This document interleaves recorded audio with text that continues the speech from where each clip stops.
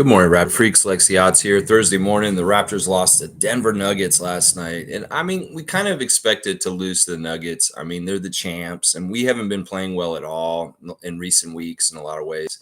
So, it's kind of like, yeah, we're going to probably lose. I mean, it's Jokic, it's Jamal Murray. It's, a very good team that just won the championship. And, in some ways, I'm not like, freaking out like a lot of people are in Raptors spaces and social media places, because honestly, we actually did some good things last night. I mean, we're not consistently good all 48 minutes, but there was a lot of good stuff in the second half in particular. The first half really not correctly come into the game once again, but the second half we actually beat the Nuggets in scoring in both the last two quarters. So there's some bright spots to look at. Obviously, stuff with Scott is very much a bright spot. So yeah, I don't know. In some ways, everybody's it has to be the win or nothing, and I feel like that's not the way that Raptors people should be right now, because it's a different mode that our franchise is in now that Nick's gone and Fred's gone and different things are happening, and people just need to be more realistic about the Raptors and what they're trying to accomplish right now. And some of the stuff is muddled because people have their own agendas about what they think should happen, and they're upset with the coach because they don't think he's doing what they think it should happen. Listen, the coach has got to do what the coach has got to do, because it's his show and he's trying to shape things and he's trying to get things going. And it may look like failure. It may look like he's making mistakes, and he probably is making some mistakes. But overall, he's got to be trying his journey as a new coach in the NBA. He's a rookie coach and he has a lot to learn himself, along with learning about his players and establishing a new system. So yeah, let's get into it. I appreciate everybody for being here. And yeah, unfortunate loss, but hey, let's cover it and go over it. I got my 3 stars of the game. I got other stuff. In fact, today, guys, it is the day that Canadian James Naismith invented the game of basketball in Springfield, Massachusetts, on 1891. December the 21st is the day that basketball was invented by Canadian Dr. James Naismith in Springfield, Massachusetts. So, if anything, let's celebrate the birth of the sport that we watch all the time, the sport of basketball. Thank you, Dr. James Naismith. And this has been your Canadian Heritage moment for the day. All right, let's see who's in. Tom's in, guys. Family friend of the Porter family. Tom is back to visit us. We really appreciate your new addition, Tom, coming in. Let's see what he has to say this morning. Tough game. The Raptors have a ton of wings, should trade away some for upgrade at other positions. Yeah, I think this is the common sentiment that a lot of people are coming to, as far as like the thing about our team is, and this is really kind of very stark in contrast to the 905. When you got people like Jonte and Marquise down there, they really are like, they have their roles. We know what Jonte is going to do. We know what Marquise is going to do. But when you have like Scotty, OG, Pascal, Precious, all these wings, it's ambiguous what the roles are at times. And last year, this was a huge issue with Nick too, not just with Darko, where it's like there's things that basketball teams do to win. And when everybody can do everything, sometimes things fall through the cracks because somebody is not doing those things. And last night against the Nuggets, they haven't really delineated very well, between Porter Jr., Aaron Gordon, KCP, Jamal, and Jokic. They really kind of understand who picks up all the little pieces of winning in a game, like whether it's a rebound here, whether it's this kind of defensive closeout, whether it's this, they all have a job description, and all the jobs are getting done because they know who's supposed to be doing stuff. And one of the problems with the Raptors having such a versatile all-around wing team is that this stuff isn't totally clear sometimes. And often there's things that we should be doing that fall through the cracks because in some ways we don't have very defined roles. And it's annoying. And I agree with this. I think this is exactly right. And I think that what's going to happen is this is what's going to happen. That Bobby Webster, Masai Ujiri, Dan Tolzman, Teresa Resch are going to go ahead and trade one of our major wings and hopefully get a complement of bench or role players that will fit some of the role player holes that are on the rosters of the Raptors. That's what I'm hoping for, Tom. We'll have to see. He's also saying Barnes is great, someone to build around. Yes, and that is the plan. That is definitely the plan. And he's actually, in some ways, ahead of schedule in my eyes. He made such a leap this year into year 3 that I'm like, holy crap, this is really good. And like, we can start seeing the tangible realness of possible levels of superstardom that he can get to. I mean, I really do feel like he's going towards something like Giannis or LeBron. And people may laugh at me and think that I'm a little bit too crazy pie in the sky. But seriously, anybody who's watched him recently, you've got to be able to see that. It's partly because he's not just a one-way dominant player. He's a two-way dominant player, very much like Kawhi Leonard.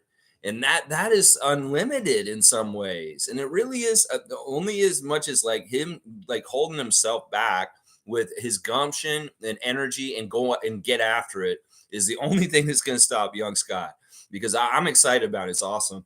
Tom's saying also, Jokic surprises you, doesn't he? He doesn't look all that great, and then you see his stat line. Yeah, he was amazing last night. The thing about him last night that was just killer was his threes, just out of the there were late threes in the game where it's like, okay, he's just tossing it up there and it goes through. It's so deflating, and it seems like such an unfair weapon. The guy can do everything down low. He can pass. He can do all this. And then he just casually tosses threes in the basket. It is very deflating. He's an amazing player. He is truly the greatest player on earth right now that plays basketball. I completely agree with everybody.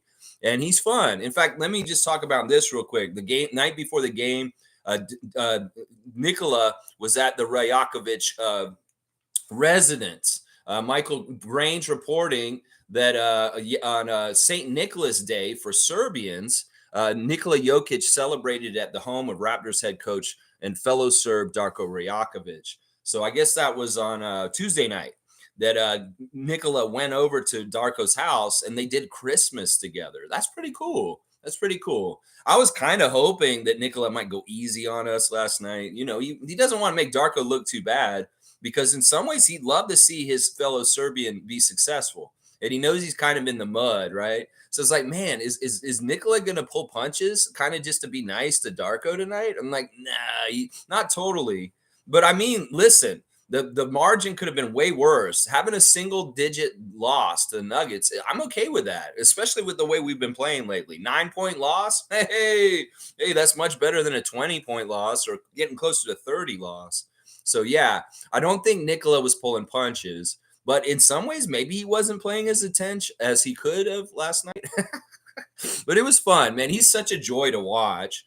And I'm not a hater of the Nuggets in any kind of way, especially with the beautiful way they play basketball. They play as a team, and they do a lot of things really well. Your guy, Michael Porter Jr., of course, doing some really good stuff in the game last night. Him and Aaron Gordon are such an interesting 1-2 punch at the forwards for the Nuggets. And they really are a huge key to why they're a champion team, because they're doing a lot of that extra underground stuff, the jobs that I was just talking about that need to get done. Porter and Gordon. Yeah, those guys. And KCP is something else too. I had him on my fantasy team last year, so I kind of knew how much he was doing for the Nuggets in their championship year. So yeah, they're good stuff. Tom's saying MPJ didn't have a great game offensively, but he did a decent job on D. Yeah, his athleticism was fantastic. There was one shot he made was like, okay, he's kind of a dead eye. And I can see the similarities between him and Jonte. Definitely, they're brothers. But yeah, very fun stuff. I mean, I'll look at his stat line real quick. I didn't think he was that bad, though, Tom. He was definitely good on defense, that's for sure. Porter Jr., 5 of 13, 2 of 7 from 3, 6 rebounds, 2 assists, 1 steal, a +10 with 12 points. Yeah, he doesn't really have to be relied on for scoring. But I know on certain nights, I'll bet the Nuggets will lean on him and Gordon to have bigger games if they need them. Overall, it's not like the Nuggets had super scoring. Jokic, 31 points, 15 rebounds, 6 assists, 2 blocks. Murray, 20 points in his homecoming to Toronto. This crazy that Jamal hadn't played in Toronto like ever, hardly. He's always seemed to be hurt when they come through to Toronto, and he never really gets to play in front of the Toronto crowd. Well, he got to last night, and it was a hero's welcome. Our team very much honors Canadians that are on other teams when they come in. So he got a little tribute in the middle of the game. Even though he didn't play at FIBA this year, he still got a tribute for being a great Canadian. And, of course, Jamal saying after the game, if he's healthy next summer, he wants to play for Team Canada at the Olympics. I would welcome that. I'd be all about that. We'll see what happens around that time for sure. Let's see. Jamal was hyped for this game. Being a Kitchener kid, you can see his skills. Yeah. In some ways, that always is a problem for us. It's like, in some ways, it's a double edged sword. We tribute these guys, and then they go off and they want to kill us in their hometown because they want to look good in front of their friends and family. Dylan Brooks, in particular, 2 years ago, absolutely destroyed us in Scotiabank Arena, making it his house. And it was very much this kind of effect. It's like, hey, listen, I'm from the Toronto area and I want to have all my friends and family see me kick some butt. So in some ways, it's an extra get up for people like Murray and Brooks when they return to Toronto. And it's annoying. It's annoying. We don't need those kind of edges for our opponents to have against us. Tom saying, I doubt I will be here long for your show, if at all. I have meetings from 9 to 11. I'll stop by at 11 in my breaks and any meetings. Hey, no problem, Tom. Listen, that's kind of what a lot of people do on this channel already. They kind of just step in. I've heard people tell me that they're in the middle of meetings and they're listening to me while they're supposed to be listening to their boss. And when somebody told me they were listening to me while they were operating a forklift in a warehouse one day, it's like, somebody was listening to me once and they were dangling like 40 stories up on a skyscraper in downtown Toronto, outside a window, and they're listening to me. I'm like, holy crap, that's crazy. So Tom, do it however you want. And then of course, there's always the option to listen to the whole show later on. And I highly recommend listening to me on time and a half speed, because I do like 2 hour shows every day. And if you want to go by quick, you can hear me real fast. And I'll talk like Micro Machines, man, real quick. But yeah, Tom, catch me out however you can. And I really appreciate you having an interest in checking out my channel. Tomorrow will definitely be fun with the watch along. Once again, guys, I'm going to start at 10 a.m. tomorrow, a half hour later, because the 905 we're playing at 10:30. And I want to be able to do a watch along during that 905 game. So you'll have live commentary of me during the Memphis Hustle Raptors 905 game tomorrow in the morning.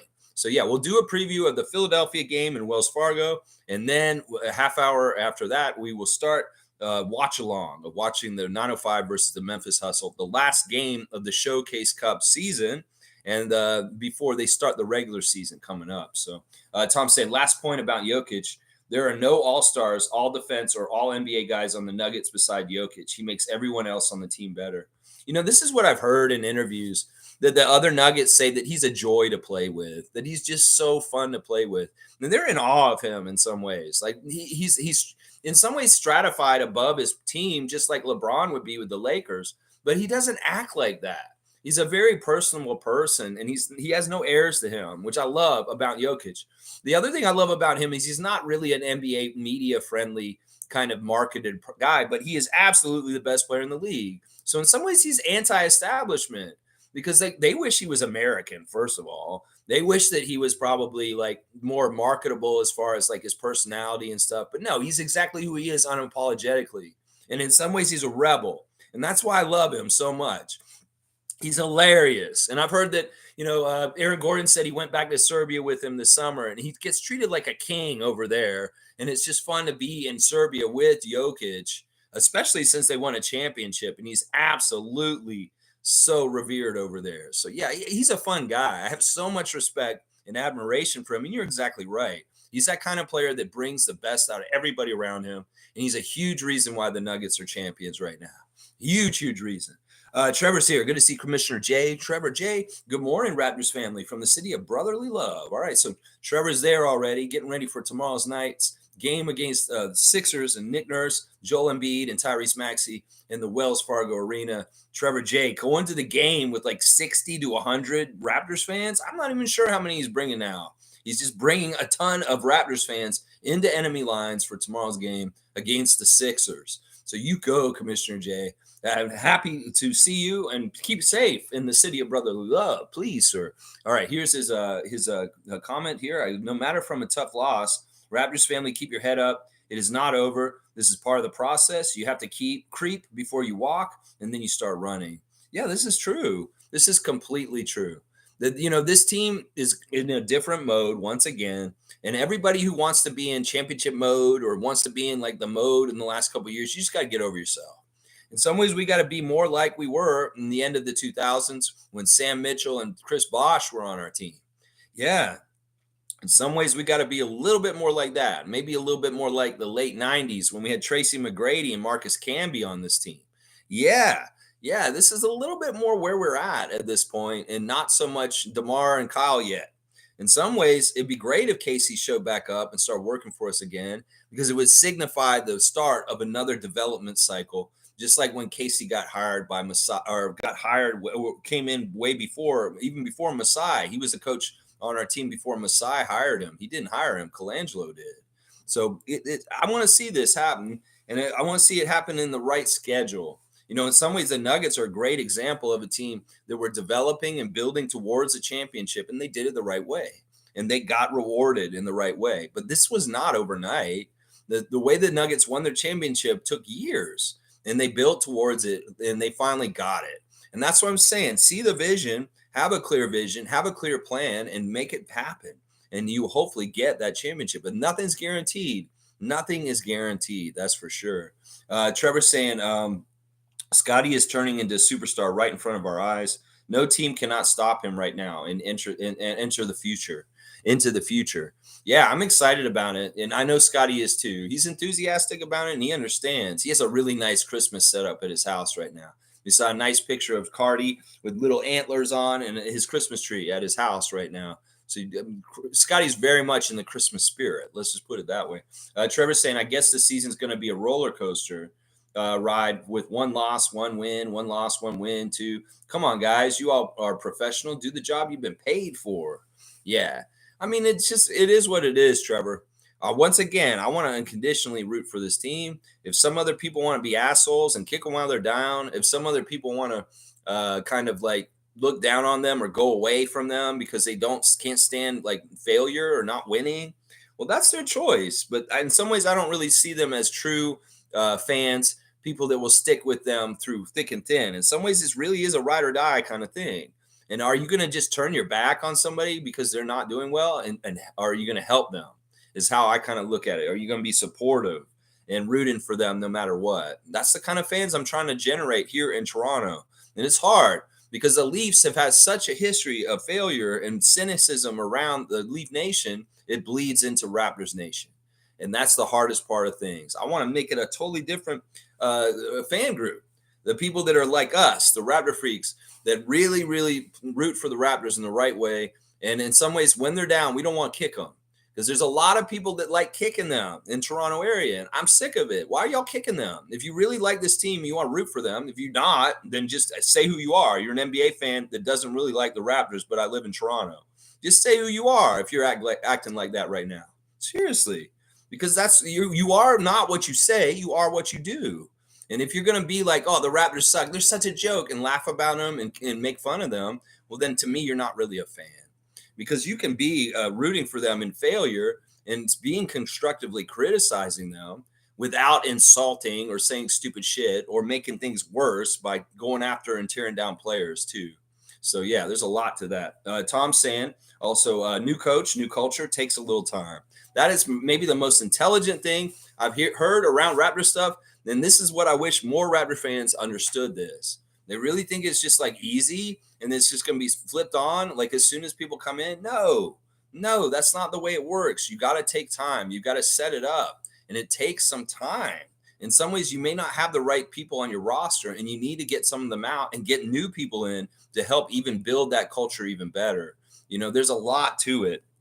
And Tom is exactly right. People need to be patient, and they need to allow Darko to fail himself and also to find success. He's a good coach. A lot of people already are saying he's a horrible coach. He's bad this, bad that. Sure, he's not perfect, and he has made rotation mistakes. I will admit that. But overall, the man's aptitude and the things that he's doing are really good. And if you really know basketball and you can see between everything, you'll understand what I'm saying about him as a coach. He's a very good coach. And you can think that he's not a good coach because of the results right now. And that's your right.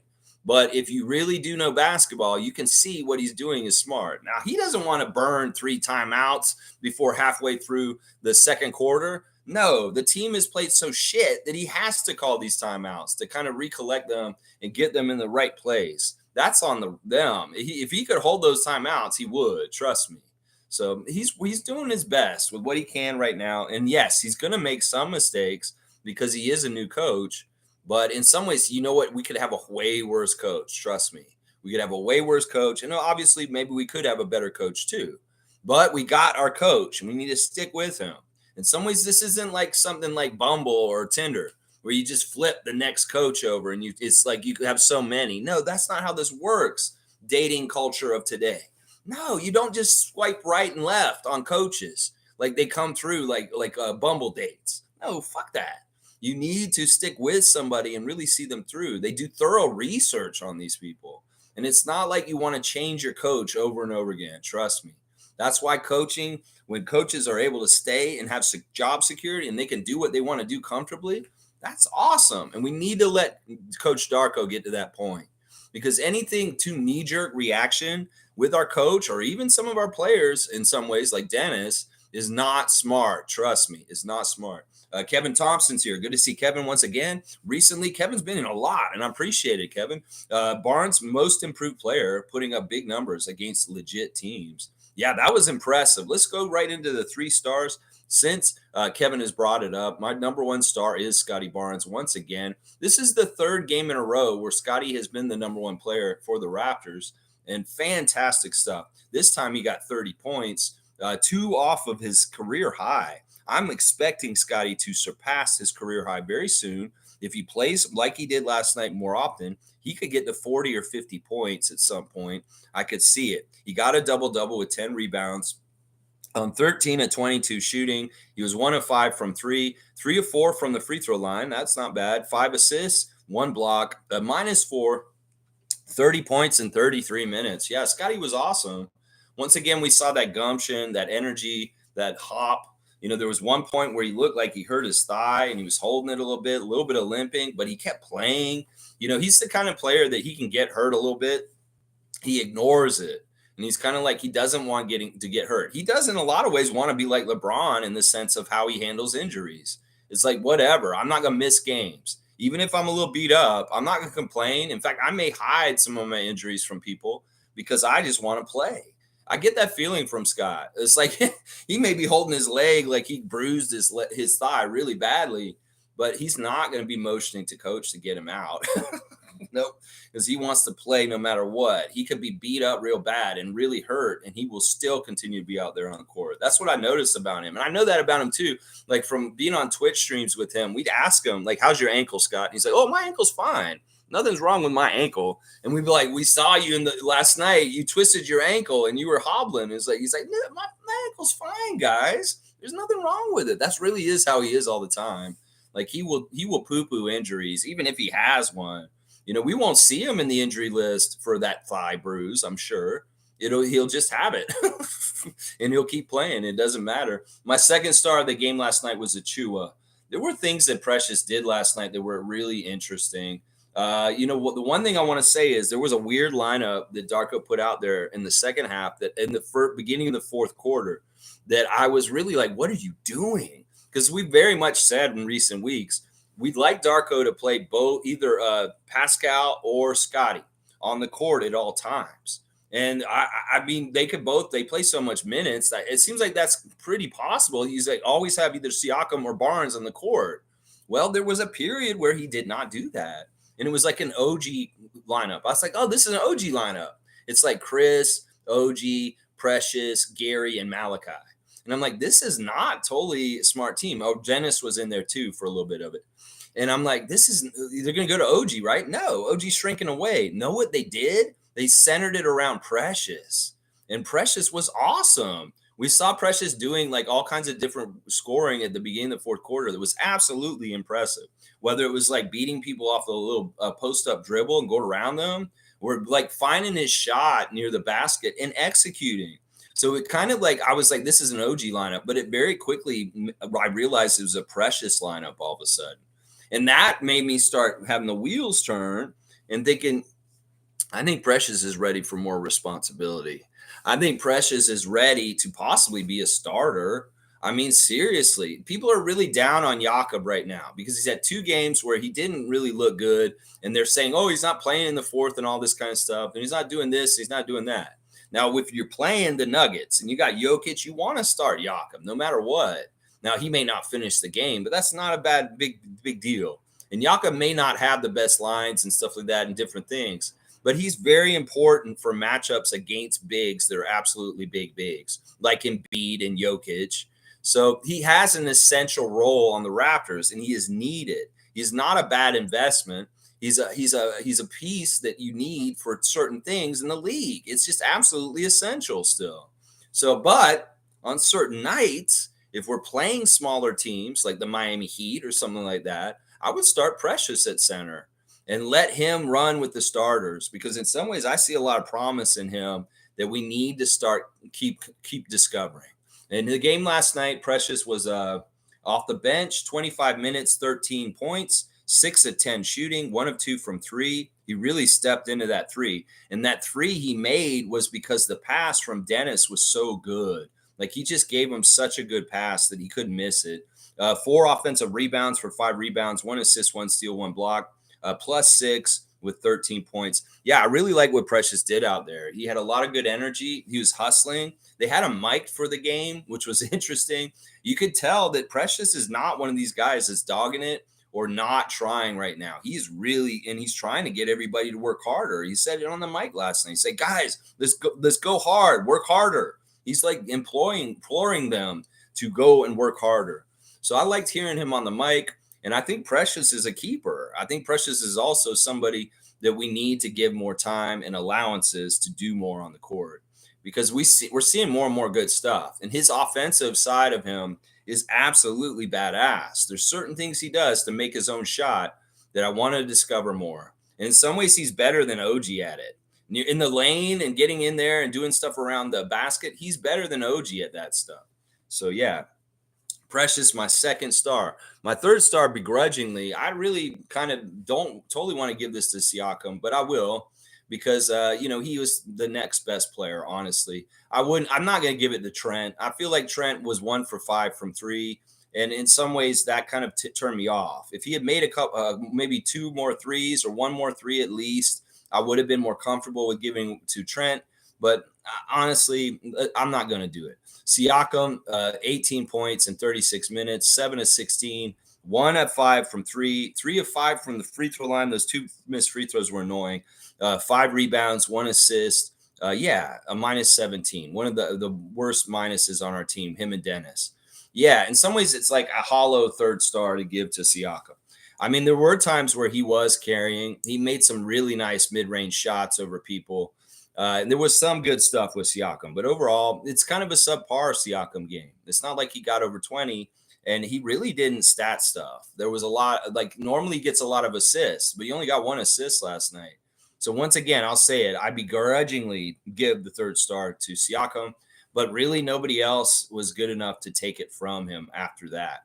Not OG, not Jakob, not Dennis, not Chris, not Malachi, not Gary. Yeah, and that tight 9-man rotation, once again, by Darko. Yeah, he's saying, like, look, this is what he said after the game. If you all want me to change the starting lineup so much, well, I may have to really shorten the rotation because of it and the way he looks at it. People got to understand, he's going to do what he's going to do. Y'all don't like Dennis starting, get over it. In some ways, Dennis, it doesn't matter if he starts. It doesn't matter if Jakob starts. Y'all get so bent out of shape about starting, it's stupid. They used to do this where people would start and play the first 4 minutes, then they get taken out immediately. Well, I could see this happening sometimes with certain players. Dennis and Jakob are in the starting lineup to establish certain things. At the beginning of the game, you need to establish, certain things on your offense and your defense. And I've said this before on this channel, and I apologize if I'm repeating myself, but this is important to establish paint protection, establish paint presence. And then on the offensive end, it's important to establish some sort of continuity and sound, like capableness, that you are good at establishing the offense without turnovers right away. And in some ways, we saw at the beginning of the game a very beautiful 2-man action with Dennis and Scotty. Once again, Dennis is setting the table for Scott, and Scott is able to direct and be the ultimate scorer or passer in that situation. Dennis may have the ball, dribble it up, but he hands it to Scott. Scott sets it up. Dennis goes in. He throws it to Dennis. Dennis throws it back to Scott. And then somebody's getting an easy shot. That two-man game between Dennis and Scott was nice to open the game, and that was a perfect way to open the game. That's part of the reason why you want Dennis out there. Yeah, that's part of why you really do. So, yeah, an interesting game. Those are my 3 stars: Barnes, Achua, and Siakam. Yeah. All right, let's keep going. Fiercey is saying, "Good morning, fam, and happy Thursday. Upcoming games. I've decided to tune in on the third and fourth quarters when the team actually plays." I can't blame Marie for this. I mean, seriously, it does seem like this pattern is pretty standard right now. I mean, they come correct in the first quarter a couple times, and it's in the past 2 weeks, and that's been joyous, but not consistently. And once again, it kind of happened that way. And I said this in the preview yesterday: Raptors, you can't show up half-assed and think you can beat the champions, because the whole 48 minutes matters when you're playing somebody like Denver, and you have to play absolute top-notch A+ kind of play for the whole game if you want to have a chance to beat Jokic and his team. So, and they just didn't do that. So yeah, I mean, I don't blame you. You have a busy life, Fiercey, and you want to take that time for yourself because they're just not being serious enough. Hey, I don't blame you. Catch the end of the game. Some people have always watched NBA games like this. They're weird to me. They're like, they don't watch any of the game until the fourth quarter. Like, the game's so long, I only want to watch the end of it when I can see who won or not. I'm like, okay, but you're not really seeing the chapters in the novel. It's kind of like you came in and read the last 2 chapters of a 12-chapter novel, and you understand things because there's usually a story for why the game is the way it is by the end of it. And I don't know. I don't get those people, but hey, to each their own. And Fiercely, I get it in this situation with you, but I don't get people that just do it generally all the time. Fiercely saying, I agree with some of Tom's takes. Thank you, Trevor J, for your words of wisdom, and enjoy your time in Philadelphia. I have lots of family in North Philly. Yeah. Do you ever talk trash with them? Are they Sixers fans? I'll bet that was interesting what happened in 2019 with the Kawhi shot. Did you check on your family at that time, Fiercey? They might have needed some cheering up. Trevor's saying, let's see what Trevor J's saying here. I'd love to see all the names in the chat this morning. Guys, I do want to get around 2 hours because I'm going to watch the Survivor finale after this, and I want to watch it. It's going to be fun. Let's see. Trevor's saying, what is going on with OG? He is playing the disappearing act. Let's look at him specifically real quick. He played 40 minutes. He got 9 points, 4 of 9, 1 of 4 from 3, 1 rebound, 3 assists, and 1 turnover. Yeah, at halftime, I was saying in the Facebook chat with the Raptor Freak family that OG's not getting any stats. He has like 7 points and no rebounds, no assists, no steals, and no blocks. And I'm like, what is this? I'm like, seriously, that's the thing where I'm kind of suspicious about him, that he really is on autopilot and he's just tuning out. I have no idea what's going on with OG, Trevor. In some ways, he's happy and smiley and kind of being a pro, but also at the same times, it seems like there's something weird about him right now. I don't know. I don't understand it. In some ways, we have to play him because he's so talented. And in some ways, he still does good things. He was doing some good defensive things last night. He had to switch to Jokic a few times, and he's, chasing around Jamal too. So I don't know. In some ways, it's like hard for me to gauge because it's always been this way with OG, where he kind of doesn't score a whole lot, but he may be doing a lot of intangibles that just don't show up in the box score. I don't know. In some ways, I'm very much thinking the writing's on the wall, and that maybe OG saw that writing, and that maybe he's just, he's got his bags packed just in case. Bryce is saying, good morning, Raptor Freaks. Good morning to you, Bryce Lawson, holding it down in the Kentucky. Yeah. I love that little image of the U.S. where it shows the chef hat. It's like if you look at the states, the way they're shaped, and Kentucky is like the turkey on the platter. I think that's so cool. I saw that one day on social media somewhere. I was like, Kentucky's the turkey on the chef's platter. It's like in Minnesota is the chef hat or something. I don't know. Let's see. Fiercey is Trevor saying, good morning, Fiercey, and thank you. MSJ's here. Good to see Chris. Last night, we sort of saw basically what this team is. We have 2 all-stars, can't shoot well, and don't start games well. But I did like the bench's push in the second half. Progress takes years, I guess. Yeah, it's going to take a little bit. And in some ways, we really are resetting. The things with what happened with Knicks the last couple of years was we were kind of really trying to squeeze the last little bit out of a championship era and kind of like get whatever. And we're in a new era at this point. And in some ways, Nick leaving allowed us to reset instead of kind of being in this area of where we think we're going to still compete and possibly be a championship contender. Well, now it's very clear we're resetting to a degree, and we are starting a new culture reset.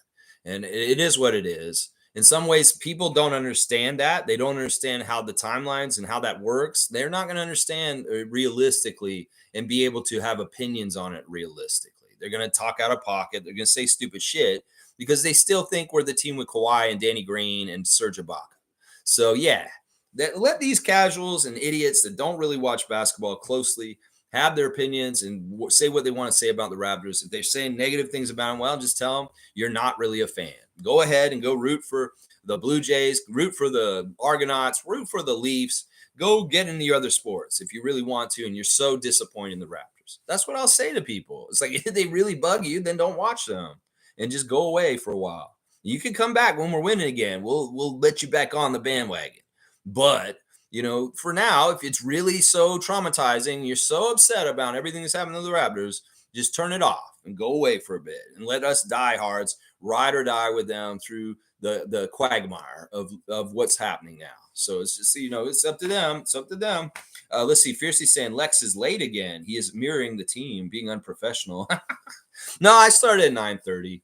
9:30 is my regular time. It's just on game days I start early, 15 minutes, just because it's signifying the team getting to the spots earlier than the other team. But yeah, 9:30 is still my regular time. But maybe I was slightly late. I don't know. I'm not trying to be unprofessional today. I felt like the Raptors were pretty professional playing against the NBA champs last night. Not a funny matter, but what can we do? NBA Chev has a good point. These games will expose those who put in the work. Yes. Yes. Somebody on Twitter last night asked a question. What would you do if you were Darko to try and help this team be better? And I wrote in, I would play the two ways or the old heads. If people are not coming correct and we're having a really bad effort, poor effort, unprofessional, we see them not doing things right. Like there should be some egregious sins, things that are not getting done on defense, like you miss a coverage or you're just not working hard enough to get rebounds and the other team is rebounding around you in circles. Yeah, take those motherfuckers out and reward the ones that get out there and get after it. That's really the biggest thing. I want Darko to go back to basketball basics. And I don't even care if he's taking talent out and putting in guys that are less talented. Put the guys that are hungry in. Put the guys that are working hard. I don't care if you have to bench OG because he's not playing exactly how he should. I don't care if you have to bench Gary because he's lethargic and he's slow getting around the court right now. Put the people out there that are putting energy and effort into the game like Scotty and Precious and play the hell out of them. And if it means playing Grady Dick, if it means playing Marquise Noel, if it means playing Garrett Temple, do it, Darko. And start making reward system for people that go above and beyond and a detriment system to the ones that are continuously making poor mistakes or having bad energy on the court. That's what I would do immediately. And it has nothing to do with Dennis. It has nothing to do with Jakob. It doesn't have anything to do with any specific player. It has to do with what they're doing that night. If Jakob's not a good matchup, bench him. If Dennis is not doing things correctly, bench him. I'm fine with anybody getting benched, except for maybe Scotty. That's the only person who should not be benched for any reason at this point. But yeah, even Siakam. It seemed like they were benching Siakam and OG a little bit in the second half. Like it seemed like they held them out for weird periods. Like I wasn't totally comfortable with that lineup of Precious out there leading with no Pascal and Scotty out there. Wasn't totally comfortable with that. Now we did see a little bit of a lineup last night with no point guard and Scotty basically handing the ball, and it didn't look bad, I have to say. But I don't want to do that all the time, most of the time. In some ways, we really do need to keep mining Scotty in the low post. And if he's the point guard, it's not going to happen as much. But there was a stretch last night, and it was successful, I will admit it, where Scotty was running point.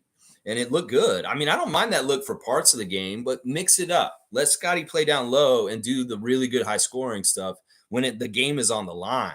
So in some ways, you don't want him to be point guard in the fourth quarter when it's clutch and we need to win the game.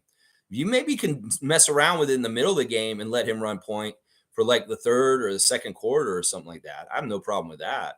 But later in the game, he's definitely needed down low, making like 80% shots in the lane. So let's keep going. G saying the main problem is role definition. The same thing happened with Fred. Fred now has Jalen Green, an actual shooting guard, and he looks better. We have had 1 point guard and 3 forwards for 2 years. Yeah, I think this is true. I think this is true in some ways. I really, really do think that the trade's coming, and we're going to see it, and hopefully it'll make a lot of sense, and we'll see instant results of things fitting and clicking better. I think it is coming. I think that we're hitting on the right thing. That in some ways, having too many wings being too important to the main team is not good. We got to get a wing out of here. One of the wings has got to go. One of our top 3 wings has got to go. And we know it's not Scotty. It could be Siakam. It could be Anunoby. So I think it's like one of those 2 guys has got to go. And we just got to get more better complementary role players, more shooting in that deal. Maybe a first round pick that's coming up down the road. Maybe a center. I don't know. Maybe a better backup point guard. Those are the kind of things I would be looking for if I was Bobby Webster in deals. Now, I was looking at the numbers, and that deal that I put forth for Buddy Hield and Ben Mathurin and Andrew Nembhard would not work unless it's a 3-player for 3-player deal, and it would be OG Thad and Malachi for Buddy Hield, Ben Mathurin, and Nembhard. Some ways people would say, well, why the hell would the Pacers want that?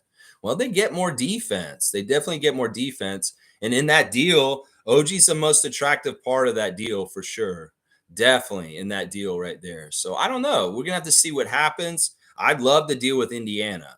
In some ways, I'd like to deal with Detroit, maybe. Yeah, I don't know. We'll have to see what the deal is when it comes, because it is going to come. They need to do a deal. In some ways, if the front office doesn't do a deal, it's not that I'm going to turn on them, but I'm going to be disappointed, because I'm going to be like, y'all really got to do this, because we're in trouble. And you got to do a deal finally, Bobby. You really do need to. Random Gamers here. Good to see Random Gamer. It's been a little bit. What's up, guys? Haven't been around in a while. Just finished up finals week at college. Can't wait for tomorrow. Good luck to you guys. Hope everyone stays healthy. This is Philly fan, our friendly Philly fan. Yeah, checking in on us. Yeah, tomorrow's going to be interesting. I'm fully expecting y'all to kick our ass. I mean, and it's not even me like being a negative ninny or a downer. I'm just being realistic. You guys are rolling, and there's a lot of things happening right now that are going really well for the Sixers. And in some ways, we're going into a lion's den. And I get it. I get it. I mean, if we can surprise, if our guys can get up for this and go above and beyond for one night, it'd be great for it to be tomorrow night. But in some ways, I'm just tempering my expectations. In some ways, I don't want us to get blown out like a lot of teams have been getting blown out to the Sixers. So let's just keep it respectable, if not win it, Raptors, in some ways. Random Gamer respect. And see, we can be friendly with fans of teams that we don't really like, because we're fine. Random Gamer's been coming in here for 2 years, and he's been a great Philly fan, a representative for their nation in here. Respect, and I hope your semester went fantastic, Random Gamer, and you got really good grades. Yeah. G saying they always look better when either Malachi or Dennis are on with Gary. The main issue is not having a shot-creating shooting guard on at all times, in my opinion. Yeah, I can see that. I think you're right. In some ways, that weird 3-guard lineup they've been playing with Dennis and Gary and Malachi has been kind of weirdly effective in weird ways. But that only works when the other team has a small lineup too. You know, it'll work against some teams, but some teams is not no business out there. I don't know. Hopefully these guys who are getting paid for this job really are astute, and they understand the little changes they got to do, and they really, really hit a home run. This is the thing. That Bobby and Masai are some of the masters of making really quality good trades or moves that really help our team. It's not like it's like OG saying he doesn't shoot to miss. These guys are going to make a deal. They're not going to miss on it. That's why they're so calculating, and they don't just take any deal. They don't just jump into things and people say, oh, let's talk to this team, Kevin Durant, do this and this. No, they're not quick to do it. They really, really take their time, and they want to do it right. So when they do something finally, it's going to be impressive. Watch. It's going to be impressive. Nako's saying the Nuggets are such a well-oiled machine, probably still the best-built team in the NBA. Scotty looked great. Yeah, I can't disagree with any of that. I think that the Nuggets are something we should aspire to be like. I'm so proud of Michael Malone. I think he's an amazing coach. And, yeah, I can't hate on them. And once again, they're a team that really, threw something in the system as far as winning the championship this year. They probably wanted either Miami or the Lakers to win. much more than the Nuggets, because in some ways it's like, it's like, okay, well, I'm glad that they got their first championship ever. Much deserved. In a long, long time, Nuggets fans have wanted a championship. We'll revel in it. You deserve it. You guys are awesome. And I'm not a hater. I love y'all. You did a good job last night. You deserve to beat us. Fiercely saying front office and Coach Darko see how it should look like when teams hit their shots, execute great defense. Yeah. Now we remember what good basketball looks like. In some ways, the taskmaster of Nick Nurse with his grading system, he would grade the players when when he was here. He'd give them a report card and tell them just how shitty they were. And that really kind of maybe motivated them because they saw how many times they did things correctly on defense and offense. And that enticed them to compete and do better on each time to get better grades. And that was part of the secret of Nick getting the defense so good is he grades the players from game to game. And they get like a score sheet that tells them exactly where they screwed up and they can improve from that. Now, I don't want Darko to steal that from Nick or anything, and I'm sure he has his own accountability system. But that was part of the reason why Nick was so effective at getting these guys to play really solid defense for most of the 48 minutes, is because they knew they were getting a worse grade if they missed assignments. So, all right, let's keep going. MSJ saying Jokic slowed it down at times and picked us apart. We don't have the personnel to stop him, but some of our players really didn't look professional out there. Yes, our guard play is weak. Once again, I'll continue to blame Malachi for being a failure as a backup point guard for the 4 years he's been on our team. It's just he doesn't do point guard stuff for us, like Marquise Noel. And that's what I want. I want somebody who's going to make the other players on the second unit better. How do we expect somebody like Flynn to make the other players on the team better when he can't even make himself better? That's the problem right there. The backup point guard is a quarterback. It's a much important role than anything else on the whole court, as far as he has to make the bench better and really play to their strengths. And Malachi just does not do that. He's a fail. He's not actually a point guard. He really is a lot like Fred and Kyle, a shooting guard that is small, and they have to play both. And in some ways, he's not even a good shooter. So it's like, what the fuck is he? Oh my gosh. Oh my gosh. Guard play is weak. Malachi Flynn. MSJ saying, but Barnes looks to be the future and are likely going to have to retool around him. As you say, Lex, the roles are muddy now. Too much overlap at the forward, in my opinion. Barnes is becoming a true all-star. Yeah, I want to retool around him. We want to make sure Scotty's happy. You know, people are trying to say, oh, we're wasting his time. Luca Rosano's got the picture of him, a picture of a car, a Ferrari in a trailer park saying, this is Scotty on the Raptors. Fuck you, Luca, for putting bullshit out there, trying to make it seem like, listen, we don't want to make it seem like Scotty needs a lead because his team's not good enough for him to do stuff. No. People that care about the Raptors love this team, Luca Rosano and other people like that. You need to shut the fuck up and allow the team to retool and figure out what's going to be best to build around him. The more y'all make noise about this and this, like dumbass Pensar saying he's wasting his time or something like that, bullshit. We got to retool. We got to keep going the right direction. As long as we have Scott on board with Darko's vision and he likes the progress he's making, which is huge, and I'm sure he loves it, there should be no problem. We just need to make sure we're improving and getting better and better, and that we get better people in that will listen to Darko and execute what he wants done and get it done right. Once again, Darko's saying after the game, how am I supposed to analyze my system when these guys aren't even playing professional enough to do it correctly so that I can?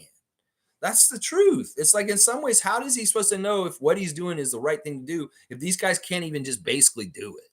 And that's a big part of the problem right now is that these guys are so unprofessional right now. They're not doing what coach wants them to do. So he can't even analyze if his system is going to be a fail or a success properly. So in some ways, we're waiting on these guys to show up and start playing professionally again most of the game. And it's annoying. All right, let's see. Fiercely saying, honestly, I would get rid of bench pieces instead of Pascal and OG. I agree with G in reference to the three forwards and the roster construction. You know, if we could do that, I mean, if that's what they decide, I won't be upset. But I really feel like we'll get a better shift towards getting things right by moving OG. I really do.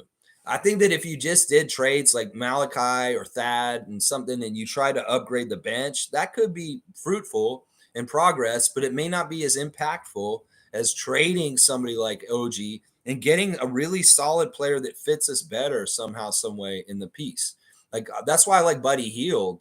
Man, he would really help us a lot, Buddy Hield, right now. Doug McDermott, that's another bench player. If we could do a Kem Birch kind of deal with San Antonio this season and get McDermott off of them, that would be awesome.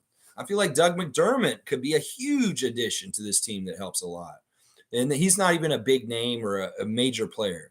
So, hopefully they get a real sharpshooter. We need a real one, not a Gary Trent, not a Malachi Flynn.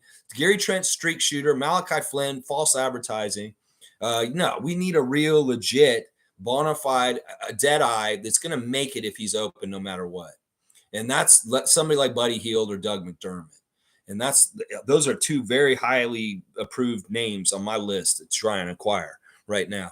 Let's see. Nako's saying Kawhi and Tatum both took these eye-popping third-year leaps. Scotty averaging better stats than both of them in his third year. Yeah, that's what I'm saying. Like in some ways, he is a little bit more better than Kawhi at this point in his career. In some ways, he's more efficient and a way better player than Jason Tatum.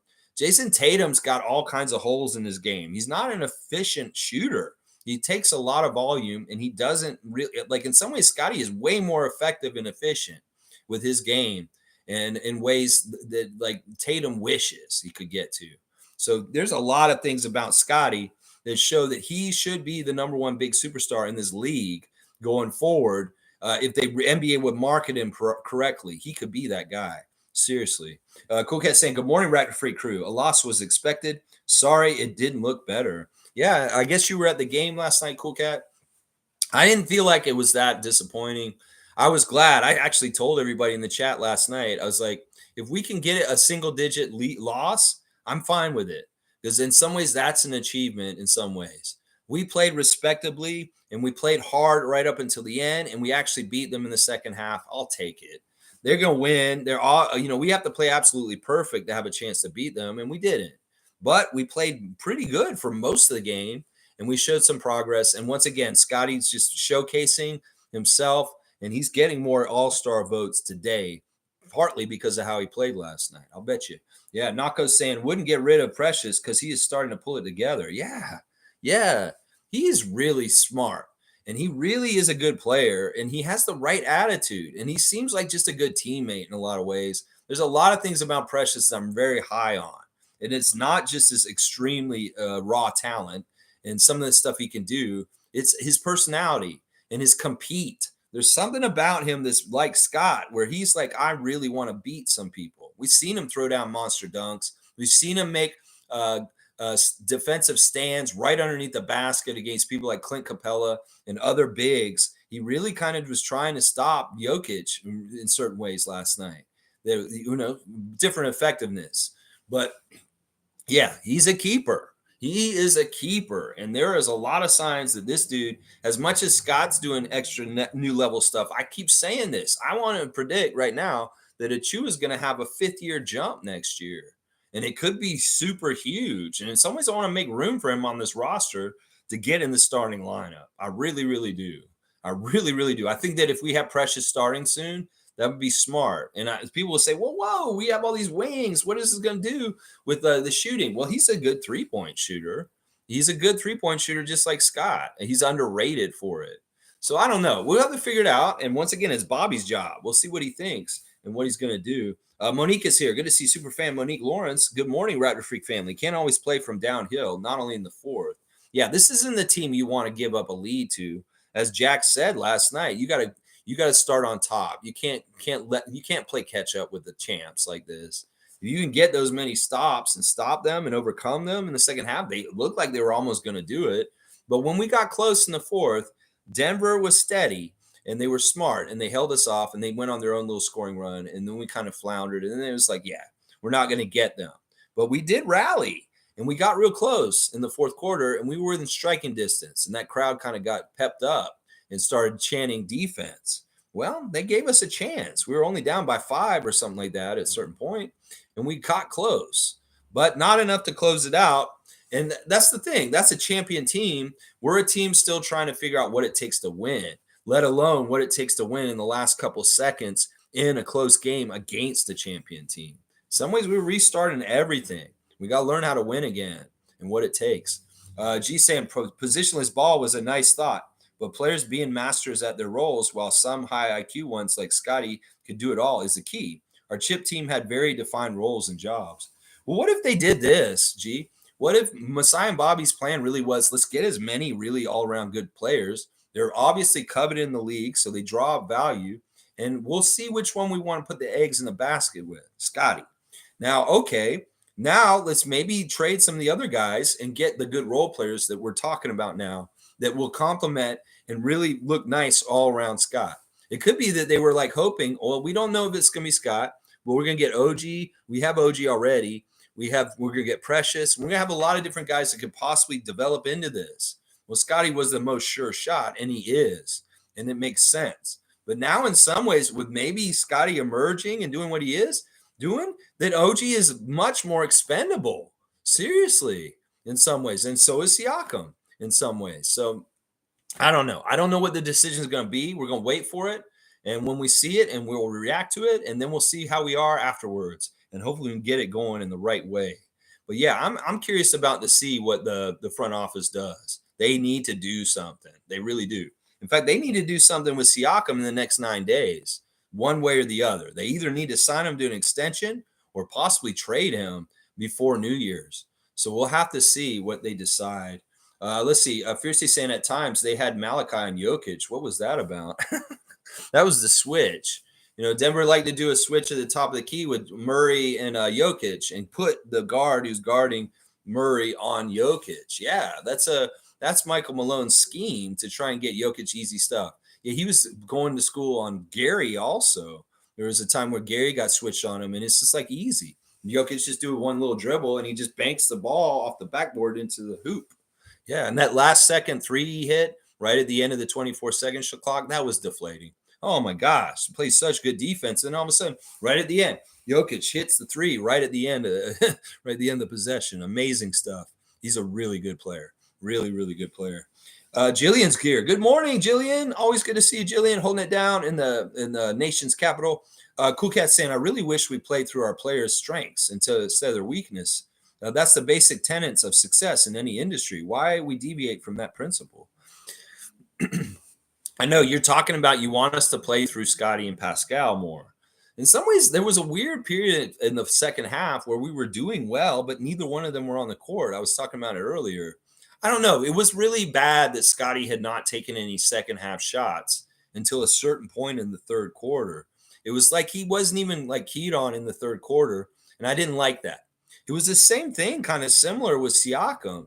Both of them played really a lot in the beginning and scored a lot of the points for us in the first half, but they kind of disappeared in the second half for stretches. And I agree with this. It's like in some ways, why was Scotty out for so long? And why did it take him so long to get any field goal attempts in the second half? That's what I'm wondering about. And I think that's what Cool Cat's talking about right here, too. Yeah, that was weird. He had a really good high scoring first half, and then he disappeared in the third, and then he kind of showed up again near the end in the fourth. It was weird. It's very weird. They need to go to Scotty and Pascal every single time down the floor. Every single time down the floor. Now, you can't say that the reasons why these guys didn't get these shots or stuff like that was somebody else, because everybody was deferring to them last night.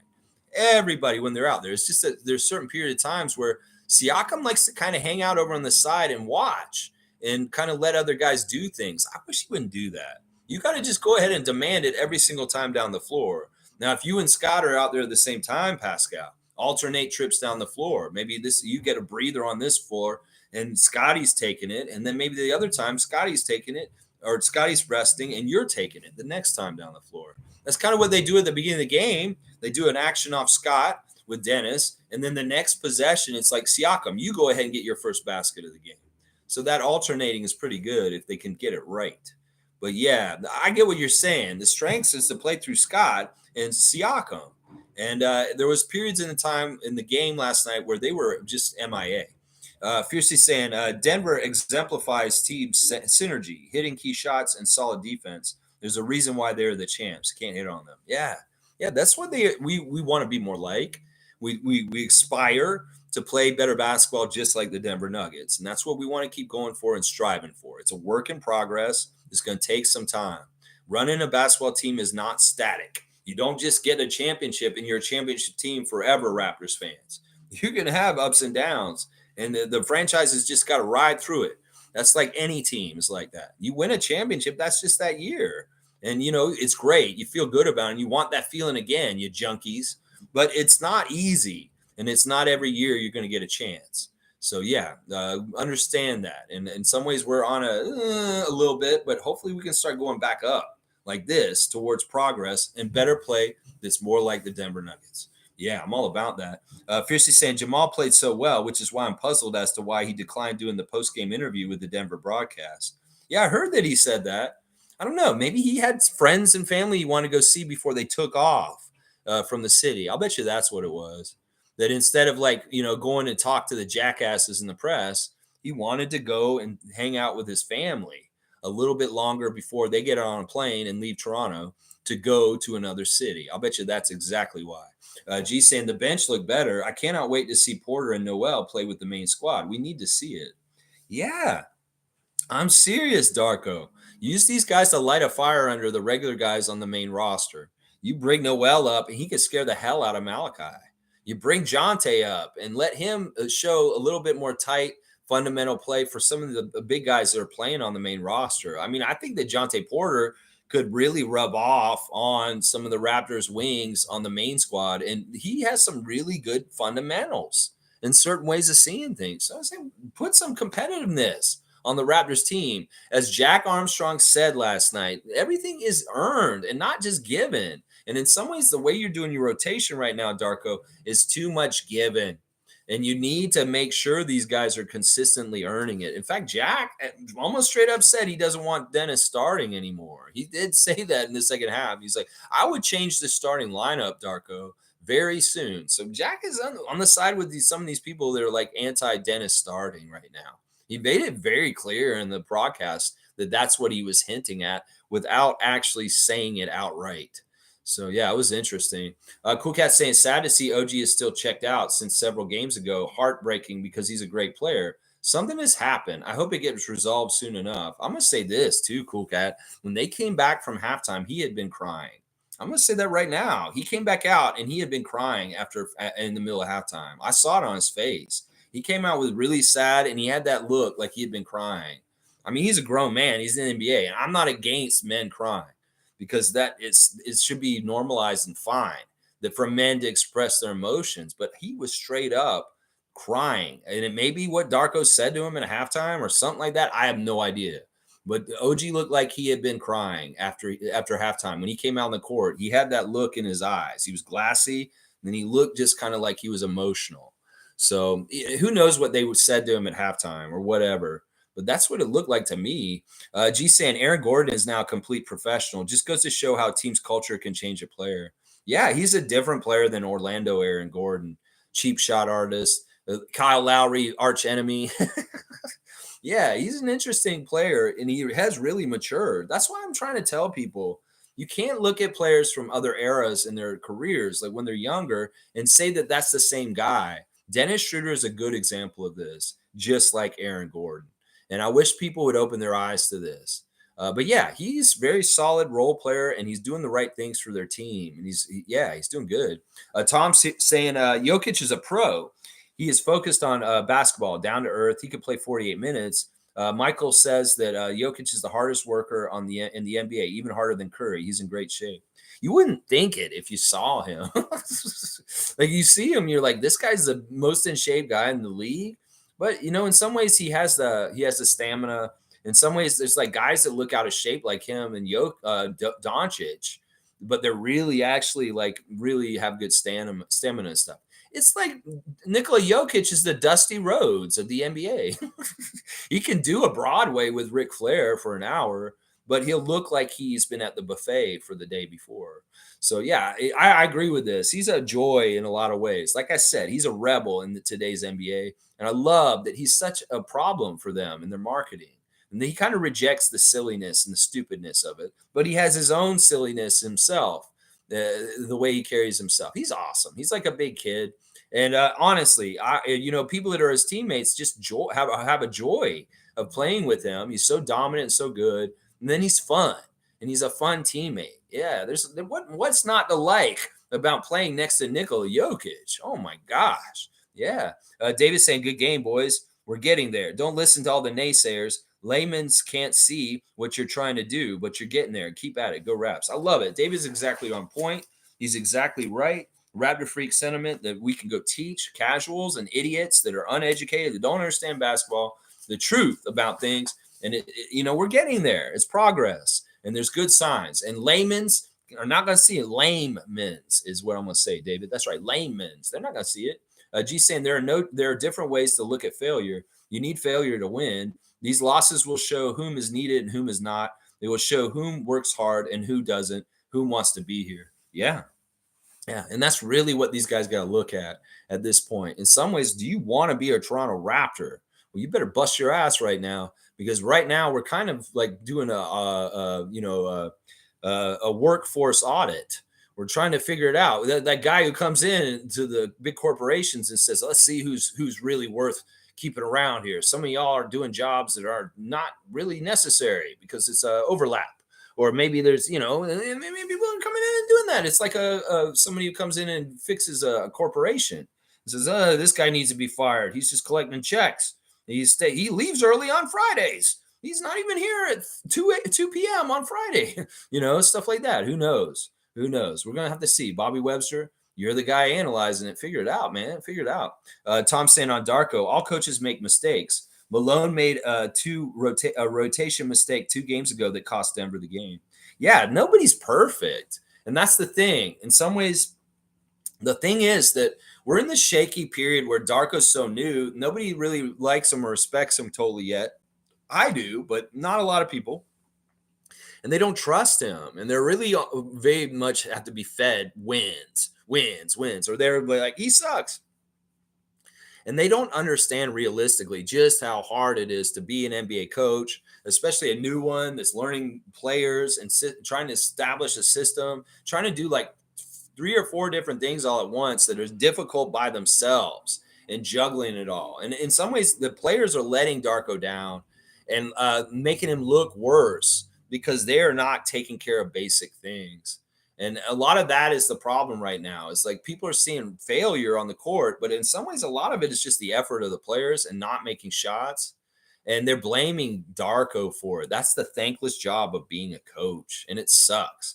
But Tom's exactly right. You got the champion coach, Michael Malone, the guy who's at the top of his profession as far as he is the champion coach. And he's still losing games with mistakes a couple games ago, like Tom said. So it's like, come on, people. Are you perfect in your lives? There's people watching you and your everyday job and telling you every single mistake you made and all the things that you do at your job. See, that's what I'm saying. This is hard. It's public and everybody's a critic. Trust me, everybody's a critic. All right, Tristan's here. Good to see Tristan in the live this morning. I like Darko, honestly. I like what I saw with the defensive rotations for most of the game, and the mistakes seem to be clear breakdowns. I've also seen improvements in team chemistry. I like it. This is the thing. It's just like me and AA, progress, not perfection. And in some ways, this is the thing. The astute people like Tristan can see the progress being happening, even if it's not adding up to complete success. The other thing I really like about things with him lately is a lot of games this season, we've really been bad early. And in some ways, a lot of teams in the past, when they're that bad, they just roll over for the whole rest of the game and they just accept losing and they lose by like 30 points. That's not happening this year. Even in the games that have been ugly and we played horrible in the first quarter, by the end of the game, we get such stretches where we play good defense, we play capable team, and then we even come back and swallow up the lead like Denver had last night and make it only 9. So that's one of the things I really like is in some ways, Darko's showing a not give up on his team kind of thing. I'm going to coach this team to try and win, even if we're in very dire situations with the lead and it looks really bad. In some ways, he's still getting good effort out of these guys where they could have rolled over and gave up and waved the white flag. They're still competing and they're still trying to do stuff. We've seen it with them coming back against Washington. We've seen it with them coming back against San Antonio. We've seen it with them coming back in the second half last night and putting in a better effort and outscoring the Nuggets for the second half last night. So that's something that I really like about him as a coach that nobody's going to talk about. Casuals will not talk about it, but the Raptors are not giving up under Darko. And in fact, they're improving in games where they play really badly early and playing better and better as the game goes on. And that is something you should give him points for, because that means he's rallying the troops. And then also he's had the vision to be like, you know what, you guys are down by 19 to the Nuggets in the third quarter right now. But if we get this down to this point, and that by the end of the third, we can maybe do this in the fourth. He's still trying to guide them towards winning, even if it's not realistic in the matchup or what's happening. He's still giving them chances and trying to get them towards there. So, and that's something that people are not going to talk about or bring up. I'll bring it up here, and I hope that y'all will talk about it too. That the team's making improvement and progress, and within games, they start and shit the bed right in the first quarter and get down by 10, and that's a hole that's hard to get over and get there. But they're still fighting, and it sometimes they're getting closer. And then in a couple months, Scotty levels up as a superstar, and he understands how much he has to take over to take the team to the W side of the game at the end of the game. That's what I'm saying. It's a progress in some ways of him learning how to be a superstar and carry us and get us to the big W's himself. And of course, he needs help. He needs Siakam next to him to help him. He needs role players and good shooting around him to help him get there. Yeah, and it's going to come. Chris is saying, I'm not at all worried. We have issues, but also some very bright spots. Darko needs a few seasons. I just hope the front office can retool right over that same time period. I'm kind of excited about the potential. I mean, obviously, Scotty is extremely exciting. The potential of the future with him is absolutely so bright. But the other thing is, I really love our all-star front office. Those guys are really good, and I'm going to be very curious to see the creative ways that they change and retinker this team. And it'll be really fun to kind of see what they do and whether it works. And hopefully there'll be some successful moves, and it'll quiet down our fan nation and make them a little less toxic. That would be really, really good. Like if they can do a big move soon and it really has some good results and it shows that Bobby and Masai are really, really doing a good job, that will help a lot. It'll help Darko because they're playing better and the team looks better, and the front office will look like they're doing better as far as gauging where the team is and what it needs. So that's a really big next step. Is the move by the front office is a huge thing that they need to get right. But I trust Masai, and Bobby Webster's so smart. You ain't gonna put one over on him. Trust me, you ain't. No, you're not. Yeah, there you go. Let's see. David's saying Darko's doing a good job as a first year coach. Thumbs up. Or no, that's not thumbs up. That's that middle finger to anyone who thinks otherwise. Good game, Darko. Good game, boys. Keep going. And F you to the fans. We're like a different level of fans in Raptors Nation, where we're saying fuck you to most of Raptors fans right now. We very much are very hardlining cult of fans. And I love it. I'm all about it. We're a family and we love the Raptors positively. And in some ways, we love them so much, we're going to turn on the other fans who are being negative right now. I'm all about it. I'm all about it. I'm with you, David. I'm in that foxhole with you. Tom's saying Denver wasn't great with Malone to start. It took time to build the team and culture. They could have traded Jamal or Porter and fired Malone, but they let the team grow and mature. See, I'm so glad Tom has found us in this channel, and he's giving the perspective of the championship journey for the Nuggets. And this is why I caution Raptors fans with knee-jerk reactions to everything, is because, look, this is so true. I've heard this story about Jamal and his injury in recent years, that in all kinds of different ways, Denver could have made a misstep by getting rid of Kitchener's own Jamal Murray. But they stuck with him. And look, in some ways, he was so key to the championship. And in some ways, he was worried for his own career because of his knee injury. But they believed in him. They stuck with him. And look, it paid off. That's what I'm saying. In some ways, y'all got to allow for failure, because the people that this is the thing. I say this, all right, you bring people in, they fail. You get mad at them, they fire them. You bring the next person in, they fail, you fire them, you get out of them. Well, the problem is y'all don't understand that the failure part is the first step towards the successful part next. And y'all want to keep just failing with different people over and over again. You're never going to get to the success of that one person that failed the first time. And this is exactly, Tom has the quote of the day right here, that he explained this is how Denver did it. And I try to tell Raptors fans this, that the Nuggets stuck to it and they were patient and they invested in their people and it paid off.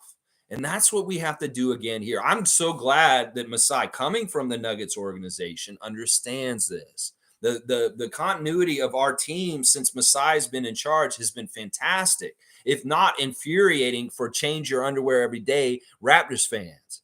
Because this is true. Masai gave Dwayne Casey a long period before he fired him finally, and he wasn't even his hire. That's the continuity that we need to get towards the championship. And Masai and Bobby understand that. I just wish Raptors fans did more themselves. And Tom, thank you for your perspective from watching the Nuggets and Jokic and them get to where they got to and what it took. Because this is so true. They could have traded Jamal. They could have traded Michael Porter Jr. They could have fired Michael Malone. But no, they rode or died with them. And that's what I'm saying. Darko's got the stuff. He's got the pedigree. He's got the X's and O's. He's got the people person stuff. He's got a lot of the really good stuff that an NBA coach needs. And that's why you need to stick with him and ride or die with him through the L's and the W's. Because listen, if you ever want to get to the Larry O'Brien, again, Toronto Raptors fans, you're going to have to go through bad shit and failure and losing, but keep the right people. Because seriously, holy crap, y'all think that just because somebody fails, you got to kick them out with the garbage. No, they're learning from that failure. And in some ways, when you kick them out too soon, you're losing all that you built up in that failure. You're going to just have to fail again with a new person. So, yeah, thank you, Tom, for really, seriously, the comment of the day. David's saying, all right, just popped in to tell everyone being negative to fuck off. I haven't heard a thing, though, so not sure who that applies to. See ya. See, David, if you put blinders on, like I've been doing more and more, I'm officially declaring Twitter is as bad as Reddit. Yeah, Reddit was a whole hellscape of social media kind of place with idiots and dark bullshit, dark web bullshit. Yeah, Twitter has become another level just like that. You've fallen down this way. Just since Elon took it over, Twitter has become basically Reddit at this point. The only reason I'll go there is for Woj, Michael Grange, Josh Lewenberg, Karthika. That's it. I don't give a shit about any person who has no job in the NBA otherwise, or fan for sure at this point. Your opinions don't mean jack shit. And your snarky little comments that are jokes, the detriment of the Raptors and failure. Yeah, fuck all y'all. I'm not listening to y'all. If your name ain't Woj, if you ain't covering the Raptors for Sportsnet or TSN, I ain't listening to y'all. I ain't listening to none of y'all on ESPN or Sports Illustrated, none of y'all except for Woj. And then the Raptors' own beat reporters. Those are the only people I'm listening to on Twitter at this point. And your fans, even your positive ones like Fred Propaganda, Casey Bannerman, all you guys, I love you guys. But in some ways, you're pissing me off because you're not being patient in the things that we got to do with Darko right now. That's right. G saying, Tom, exactly. Instant gratification is not realistic in building out a team and development. It took Denver years to get here, and good for them for keeping the team together. They paid off, and they all finally got that ultimate prize. Kudos to them. That's why I was so proud of them. This is the problem. In today's society, we're perpetuated by instant gratification culture. You got DoorDash, you got Tinder, you got all kinds of different ways that you can just do things really quickly at this point. And in some ways, the young people just don't get what takes time. Like, you want to really build something amazing and beautiful. Sometimes it takes time. It's a project, and it takes years to accomplish. And everybody wants everything so quick and so easy. And it's just a symptom of our culture. And maybe it's something to do with short attention spans. Maybe it's something to do with DoorDash and Uber Eats, where you can just phone somebody up and they're going to bring it to your house. And so easy and convenient. Well, in some ways, this is not how the NBA is. And everybody who has that mindset and they're trying to apply those kind of things to it, you just get over yourself. You do not understand how to win an NBA championship. And it's going to take time. It's going to take failure. And it's going to take sticking with the right people and not giving up on them too early. Yeah, Jillian saying, Dennis took a while to get going. I saw him run around Jokic in a circle like a bewildered child around a parent, but he eventually got better. I think OG's having an ailment or an illness. Maybe on the down low, he's slightly hurt. I'm really sad about Dennis right now. He really is kind of second guessing taking the shot himself. He really is wondering about his field goal attempts. And if they're too many, and getting too much derision. He's hearing everybody. And in some ways, he's a sensitive guy, but in some ways, he's also very smart and professional. And he knows who he shouldn't be listening to, who he shouldn't.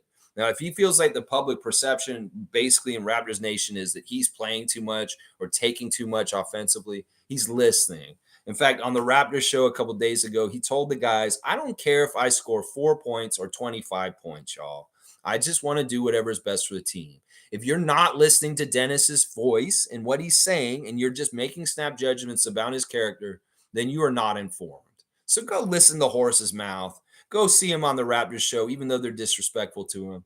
He said, I don't care if I score 4 points or I score 25 points. I just want to help the team win no matter what. And that's what he's doing, y'all. So stop making him a villain.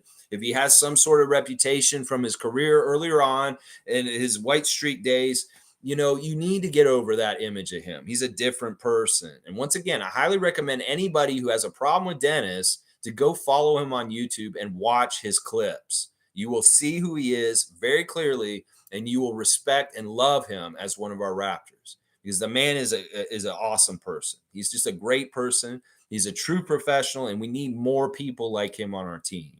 It may not totally fit in some ways, some of his play styles and some of the things, but overall, the net of having Dennis Schroeder on this team is good. And all y'all that are hating on him and negging him in stupid ways right now, just pause. Seriously, and go watch his YouTube channel. Seriously, it'll educate you real quick. Make sure you got those subtitles on because it is in German. But yeah, you'll educate yourself real quick on Dennis, real quick. MSJ saying Jonte Porter could come up and shore up the front court. Noel could come up and make a difference. I would sort of like the Raps to roll the dice on those two soon just to see. Grady will shoot better. Yeah. We need Grady to get better. I would love this. Obviously, those guys are going to be in Orlando until tomorrow. They're going to play the game tomorrow against Memphis Hustle, and they can get on plane, come right back up to Toronto, and get ready for more G League games up here, and also possibly join the big club and maybe play. Come on, Darko. You know Jonte. You were around him in Memphis. Why don't you give him a shot? He's really playing at a high level in the G League. In some ways, he looks like he doesn't belong there. And he would belong very nicely in a Raptors jersey helping us on the big club. Koloko's hurt. He could be filling in that backup center role. And in some ways, you could switch a rotation and move Precious to more backup forward instead of backup center and have Jonte play backup center in the rotation next to him. I would like to see Precious a little bit more in position other than at 5. Because it may unlock him a little bit more for offense in certain ways if he has Porter next to him instead, since Koloko's hurt. That would be really good. I'd love that. I would love that. Yeah. Tristan's laughing at David. David's awesome.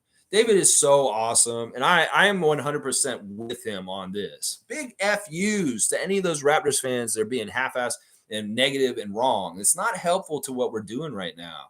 You want to help us get better, we'll get with the program and come with us, the positive fans, and support them and talk about the good things possibly happen for them instead of saying bad things or putting them down.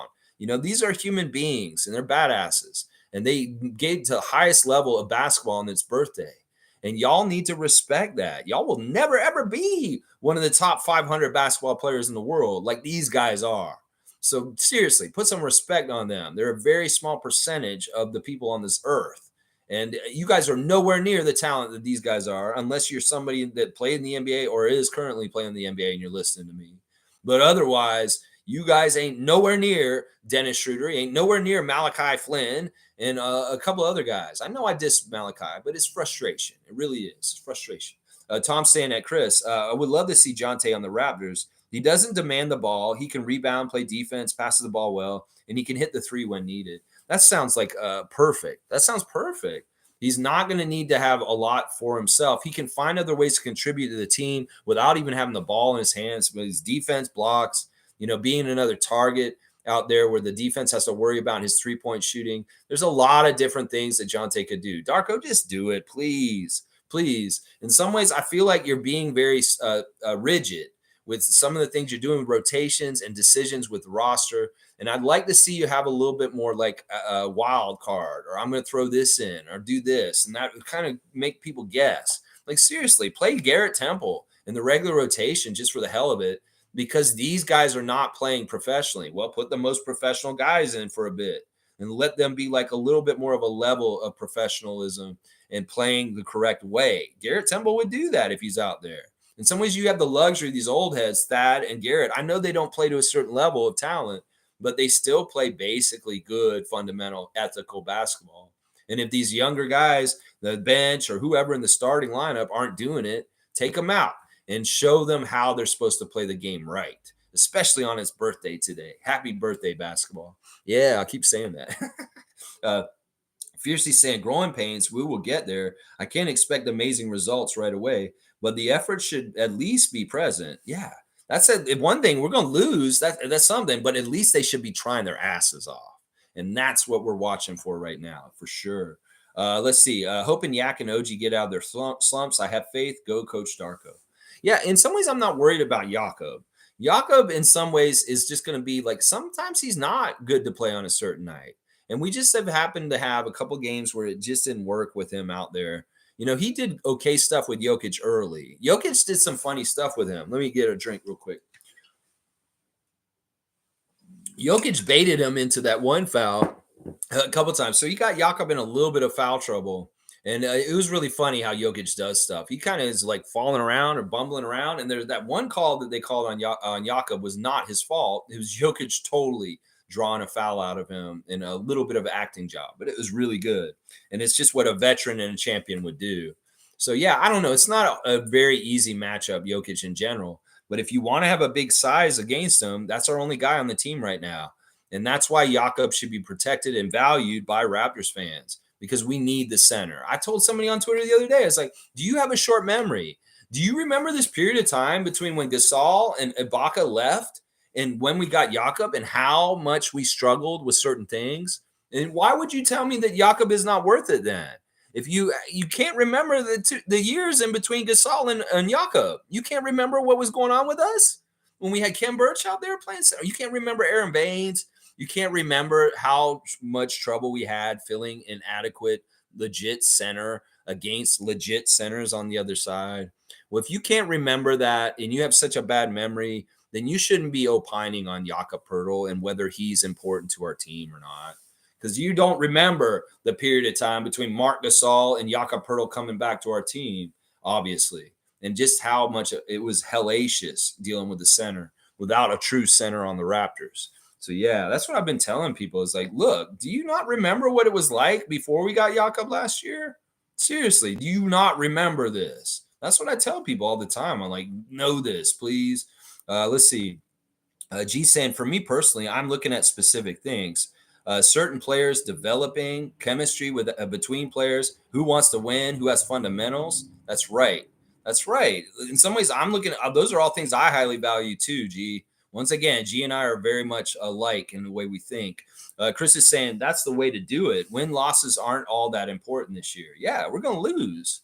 And in some ways, we want to build in like productive losses that are progressive towards better things down the road.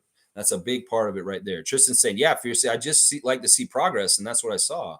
Yeah, we can't be that upset. I don't think, Raptors fans that are so upset this morning, you just lost to the champions, first of all, the best absolute player in the NBA. And then also we saw really good progress. And once again, the bright spot is Scotty. If y'all could just focus on that, like little babies that are in the playpen with a shiny toy in front of it, let's just have you distracted with Scotty and his goodness for a while we're in bad losing and stuff. Y'all just focus on Scotty, you Scotty lovers, and just be like Scotty fans. And don't necessarily even be Raptors fans because you aren't, a lot of y'all anyway. Just focus on the really fun, awesome things happening with Scott and forget about whether we're winning or losing.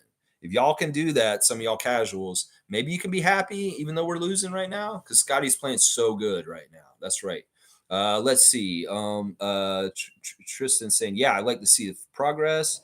Let's see. G saying MSJ is exactly. I believe front office needs those losses to see where the holes are, who they can trade, who works well together, and who really wants to be here. Yeah, 100%. I like that. All right. Jillian's giving me the 10 o'clock warning. I like that. 10 o'clock warning. Hang on. All right. I'm going to want to cut off now.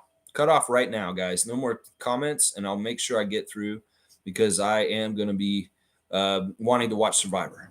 Let's see. Jillian's saying there are tons of comments already. Did you watch Raptors tonight? For the first time that I recall, they insisted that the starting lineup to be changed. No, I did not watch, though. So they're saying that just like Jack.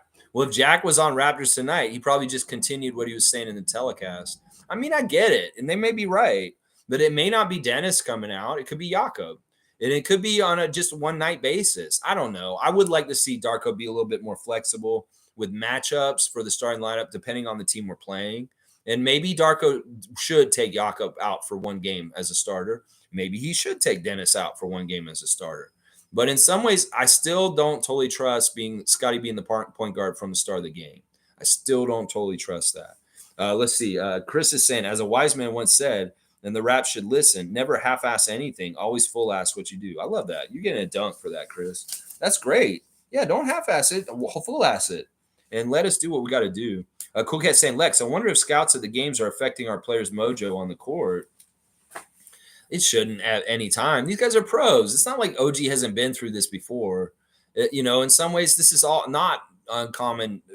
This is very familiar territory for him. So I don't know. I don't think that's what it is.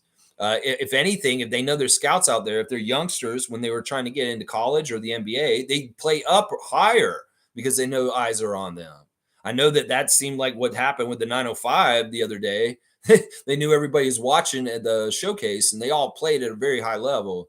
So I'd say they're more likely to play up if they know eyes are on them. G saying someone in another chat is a coach for a national team, and he said, regardless of money, these players are humans in trade talks, feeling unappreciated, insecurity, etc.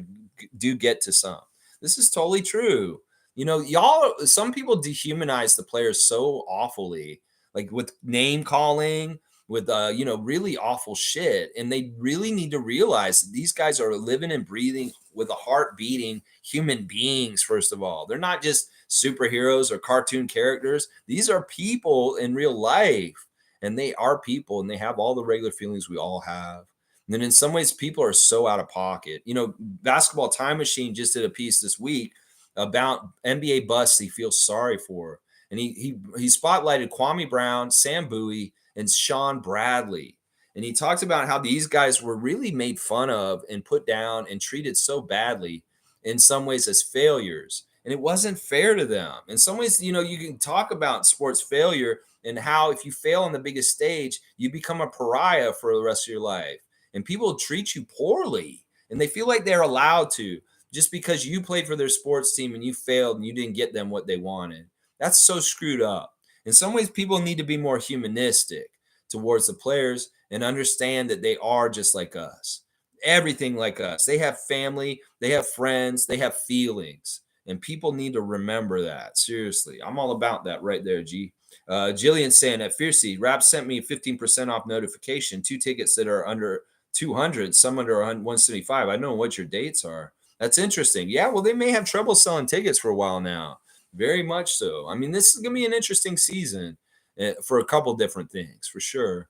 Randolph saying, Lex, my problem is this. We have 3 players that we can lose who are too good to not be playing so much better. If we're building and developing, commit to those players and we will cheer them on. Yeah, I don't even know if we wanted those 3, though. In some ways, they're duplicitous. They're taking up too much space. They do too much of the same things, and they're not enough variance in what they can do. And that's what I'm worried about. Now, some people are saying, don't get rid of OG because he's the best 3-point shooter out of the 3 of those guys. But I don't necessarily agree with that at this point. I think Scott's the best 3-point shooter between the 3 of them at this point with his confidence and the way he's taking them and stepping into them. Oh, my gosh. Siakam, in some ways, when he's on, he could be better. But OG, yeah, he may be the most precise 3-point shooter between the 3 of them. But, man, in some ways, I don't think we can go forward with all 3 of them. I really do feel like one of them has to be moved. And the value of those 2 guys that are possibly moving is so sky high that we should get a boatload of really good stuff for them coming the other way. We really should. Kevin's saying, would you do a deal with Indiana so they don't include Mathurin? Let's say OG for Nembhard, Walker, one of their bigs in the first-round pick. Yeah, I mean, I know that would be a sticking point with the Pacers. It's probably very likely that they're like, no, we won't do this. We do not want to trade Benedict Mathurin. And I could see that being part of the negotiation that realistically is happening right now with Bobby and the Indiana front office. It could very well be that something like what Kevin's saying is like they kind of look somewhere else and get somebody else from in there. You're saying Walker? I'm trying to remember which Walker's on. You mean Lonnie Walker the 4th? That's an interesting person. Is that who's on there? It's Walker, Lonnie Walker, right? Man, that's tough. I really do want a quality kind of player that kind of fills in what OG's going away, but younger and cheaper. And that's why I wanted Mathurin in that deal. Once again, I don't know what the realisticness is with what they're doing and talking about. And maybe they are close in some ways. I don't know. But I would love to get Mathurin. In some ways, he would help us a lot. But then again, maybe he would step on Scotty's toes and like being the big dog to take over at the end of the game. So maybe it wouldn't be a good move. I don't know. I'm really thinking about this a lot lately. Mugarbe saying, "Good morning, Raptor Freaks. Lex, I really want to keep hope, but the hope is almost gone. Yikes, Mugarbe. I hope the front office do Scotty the same things that they do to Pascal, but not get the right players. Get the right players around him. And OG, Lex, OG, check out. Yeah. All right, Mugarbe. Listen, I want to say this. Stick with us, man. I'm gonna put that hand out to you, my friend, and say, grab my hand. I'm gonna pull you out of that chasm of doubt and sadness and just say, let's go, bro. And let's just stick with it. Now, if you want to work on your work and life or be around your family more or go do your hobby more or something like just tune out the Raptors just a little bit less in your life, hey, no problem. I get it. But you can always come back and we'll be here too. And if you're ever getting too down, that's part of what this live stream is every morning. It's a self-help group to help being a Raptors fan in a tough situation. So Mugarbe, you're in the right place. I love you, man. My great Canadian success story. This man came to Canada and made a great life for himself. I love you, Mugarbe. And whatever you got to do, don't give up that hope. And we'll be here every morning helping you either way. If you're down, you're upset, whatever, we will come and try and help you get your head on straight right. That's the one thing that we do here. And some days I come in here and I'm all pissed off and in the wrong place, and y'all help me get right. So it's a two-way street. You help me, I help you. And Mugarbe, if you ever need that hand, I will grab you and pull you out of the void and the chasm of negativity and sadness about the Raptors. That's part of why this channel exists, right there, exactly. Space Cadet saying it seems a lot of the media people are now unfairly hating on Dennis, Pirtle, and Darko. Heck, one of them was tweeting about Fred's performance last night. Yeah, it's really annoying, Space Cadet. In some ways, it's like they eat their own. It's like we got new puppies, and some reason the mother is starting to chomp on the puppies and eat them. That's gross and that's messed up. And this is not helpful for this franchise. Now, a lot of these people may be doing it for Ted Rogers. Once again, you know, they want Masai to be not doing well. Well, they fail. Go after the coach. Go after the point guard that they got this summer and start saying that Masai and Bobby aren't doing a good job. It's part of their tactics and their strategy. The failure of our team right now has opened the door up for the media people to stick the knives in and try and make more of a case to oust Masai Ujiri. This is the ultimate plan for this whole thing as far as these people coming after Darko and Dennis and Jakob. You know, you can be constructively critical of them and say, oh, they don't need to start and stuff. But when you start saying stuff like Darko's a fail hire, you start saying, "Oh, that was a horrible contract to take on with Jakob. Oh, that's horrible with Dennis." They really are doing the work for Ed Rogers III, and that's what I say. Anybody who's overly critical in the media of our coach right now, in certain ways, that like we can be critical of them. We've shown things today. We talked about this very openly, but also we've been very fair to talk about it. Even Nuggets fan. Tom is standing up for Darko and saying, look, this is what happened with Michael Malone. It's the same thing. So why does this media not understand what Tom and myself understand? Because they have media directives by the owner of Rogers, Ed Rogers III, who absolutely hates Masai and wants him out. And it's like, listen, those media guys are talking for a Trumper, a guy who very much aligns his politically and thinks the same way as Donald Trump, Ed Rogers III, against a man who's from Nigeria, who's trying to grow the game in Africa and trying to do all kinds of humanitarian work that absolutely Ed Rogers hates. So when Blake Murphy, uh, uh, uh, William Liu, when Michael Grange, when any of these guys are writing negative pieces about Darko, Jakob, or Dennis, it's really the voice of Ed Rogers III coming in and trying to make things bad so he can fire Masai. It really is ultimately the whole grand scheme of things. Now, Raptors fans, I'll leave it to you. Do you want to get in on that chorus of negativity and bullshit and oust Masai out of his job? That's not wise. That's not wise at all. In fact, we need him very much if we're going to be a successful franchise in the future. And that's the problem here, Space Cadet. I thank you for being here. And yeah, what's up with the media people? They're assholes and they work for an asshole. Mr. Burns. Y'all want to do the little minion work of Mr. Burns? You want to be little mini Smithers, motherfuckers? Then keep doing what you're doing. You're doing the work for a billionaire. I hope you feel proud of yourself. You're doing all the dirty work for a billionaire against a humanitarian who's trying to grow basketball in another continent and has been the person who brought us a championship to Toronto. Yeah, you're going to turn on the guy who was the architect, the person who was really the main reason why we got a championship in Toronto is Masai Ujiri. But you're going to go help Mr. Burns out. All right. I'm not living that way. I'm not helping billionaires and millionaires like that. I'm going to help the guy who's helping people and is a people person and is a good person, Masai Ujiri. Yeah, there you go. Jillian's saying, hey, Mugabe, I think OG isn't either well, or they've told him there's a new deal, so he's trying to adjust. Yeah, I don't know what's going on with OG. Enigma, as always an enigma. Fiercely saying, hey, Jillian, how can we connect? When I click on your name, I can either block or report you. I don't want to do that.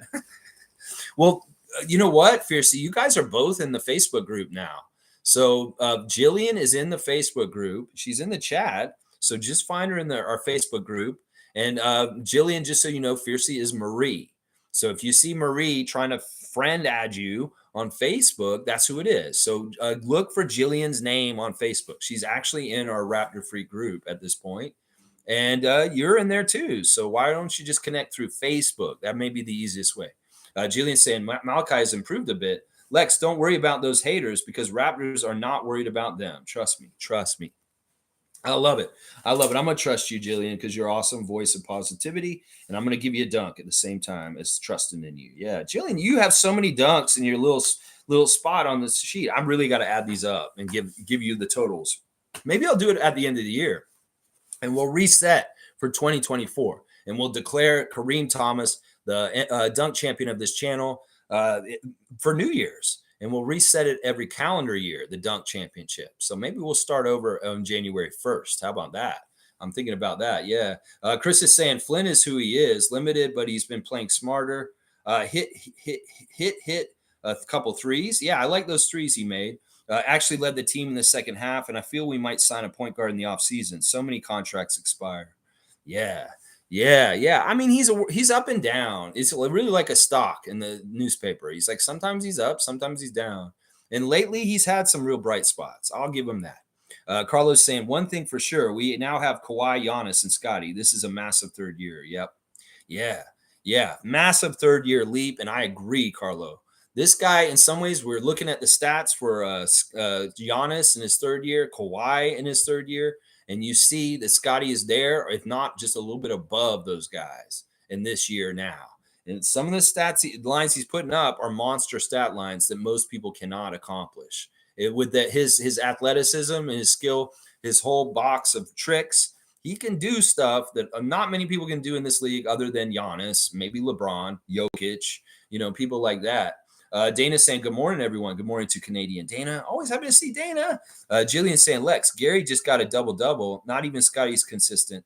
All those times he's not, Pascal takes over. We can do this, Lex. I'm with you on this, Jillian. I believe we can do this too. And yeah, we need Pascal to step up if Scotty's not stepping up, and vice versa. I want one of those guys always stepping up and doing something. Yeah. Kevin saying Tyus Jones from Wizards, upcoming free agent, decent point guard. Wouldn't mind having him on the squad next year. Is he the one who was in Memphis before? So he would know Darko real well. And he has such shades of Fred. Like there's a lot of Tyus Jones looks like Fred VanVleet at times. So I'm not upset with that idea. Carlos saying it would look amazing here. Yeah, I'm about that. Kevin Thompson saying, yeah, someone like him. If he has a prior relationship with Darko, wasn't he the one who was in Memphis? There's two Jones guys, and I get them confused. One of them was in Memphis, and he was their backup point guard, and I think it is Tyus Jones.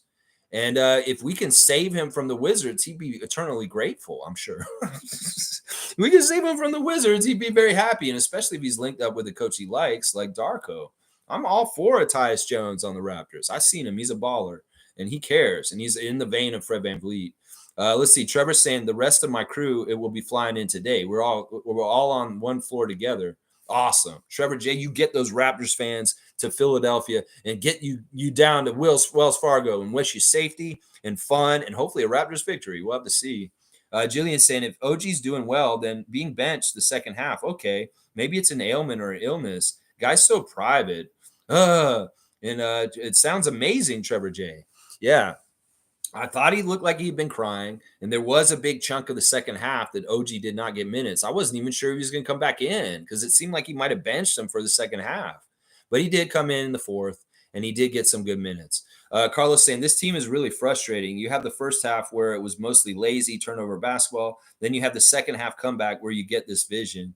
I told Adriana last night, it's like they're teasing us. It was a little bit of a tease.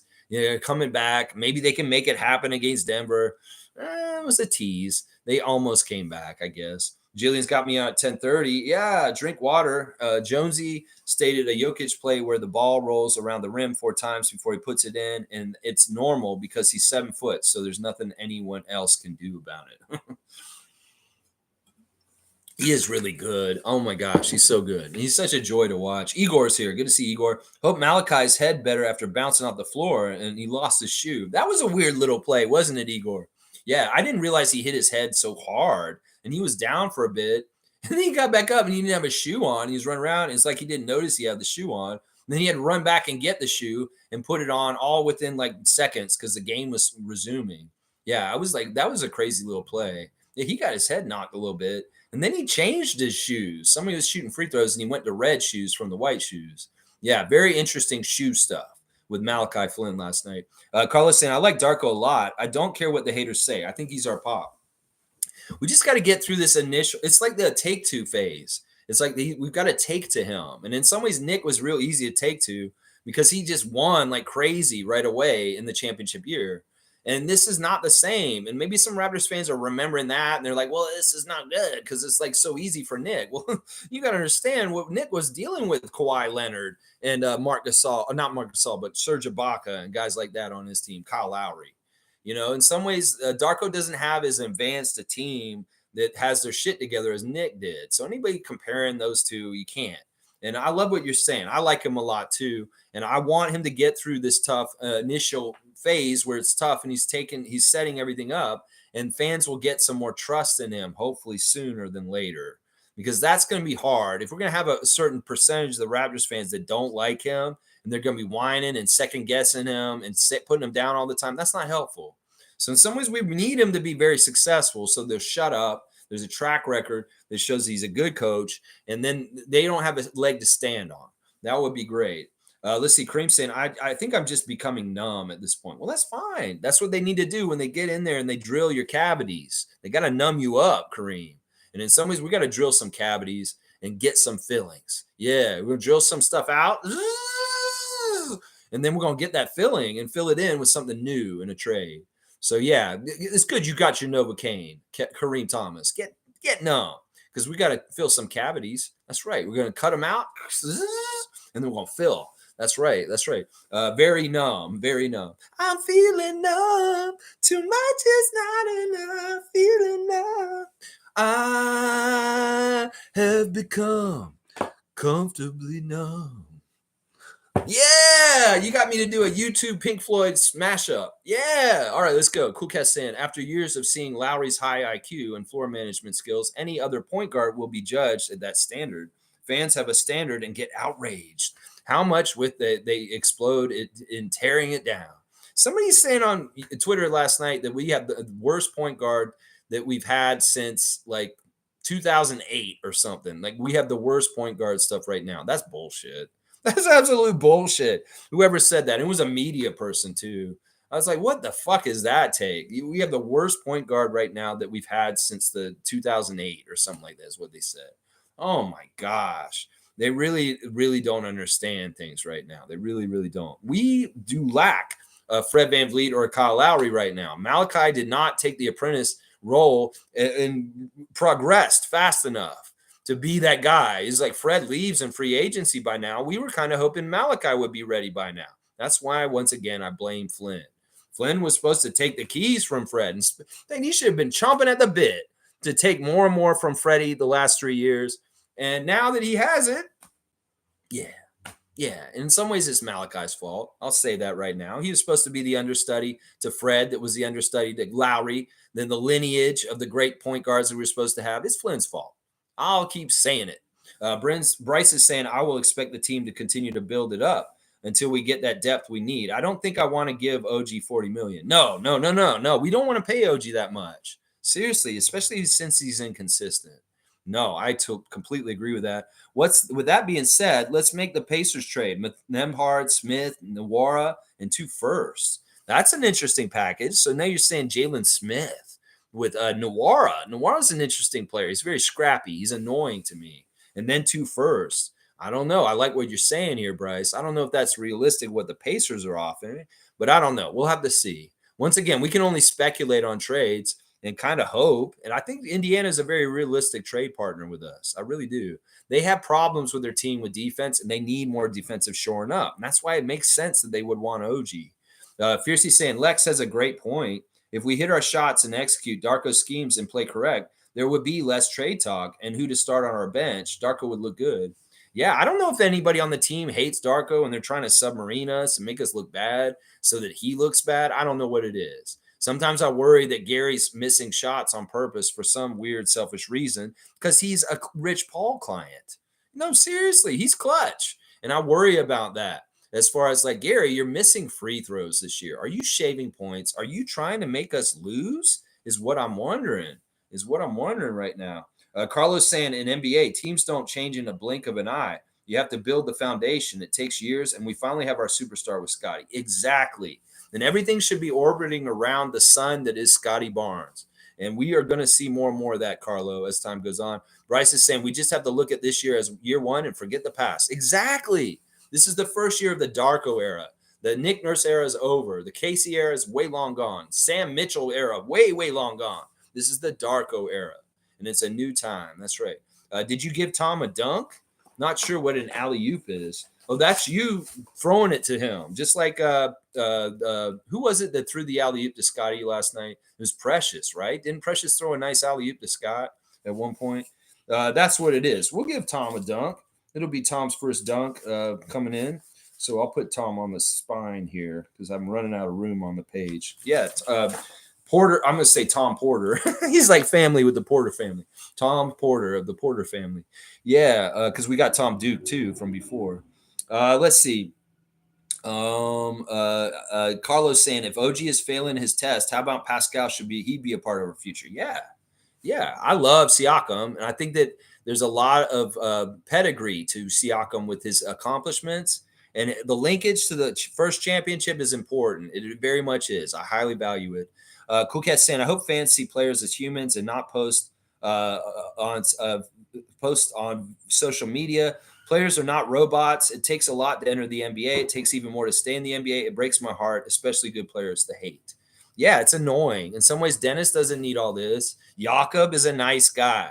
People, the way they're talking about Jakob right now, you're trying to talk like he's just a coat rack. That man has a beating heart and a brain, and he is a person. And in some ways, he's tough. He's Austrian, and he's probably doesn't give a fuck. But also at the same time, it may be sensitive to some of this stuff, and that's not very nice. Mugabe saying, Lex, I used to be very depressed when we lose because I keep going to some YouTube and Facebook and hear the negative comments. But I take your advice, and I feel much better after a loss. There you go, Mugabe. If I've done anything today, I brighten Mugabe's day because he has a place to come to as a fan that really loves a team. And he can talk about the team. We can talk out all the negative stuff, all the sadness, and we can feel better about it. That's part of what we're doing here is that some people want to wallow in depression and sadness about it by themselves in other places and just get really down about it. That they may need us to reach out and give a hand to them and bring them into here just to help them not be so depressed. I'm with you, man. In some ways, I was by myself years ago dealing with Raptors losses by myself. And I was like, I don't want to do this anymore. I want to reach out. I want to find people that are like me.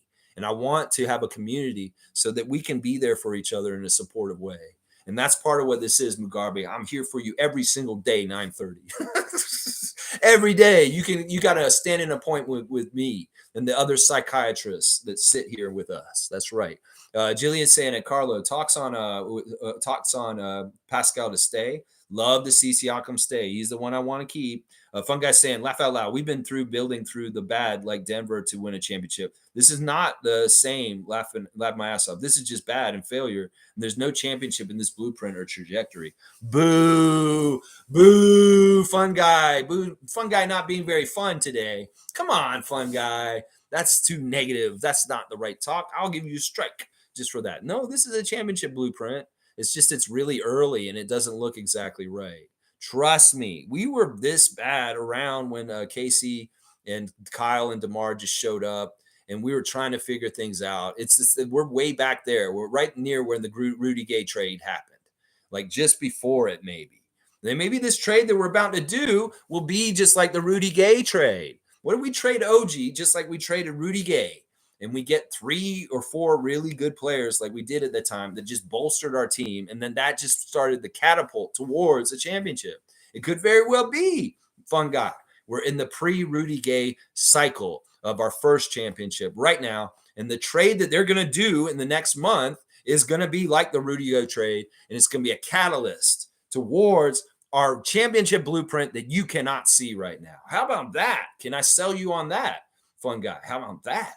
Jillian saying, Mugabe, yes, you get a dunk. All right, see, she's giving alley-oops now. Now that she understands what the alley-oop is, she's going to give an alley-oop to our friend Mugabe.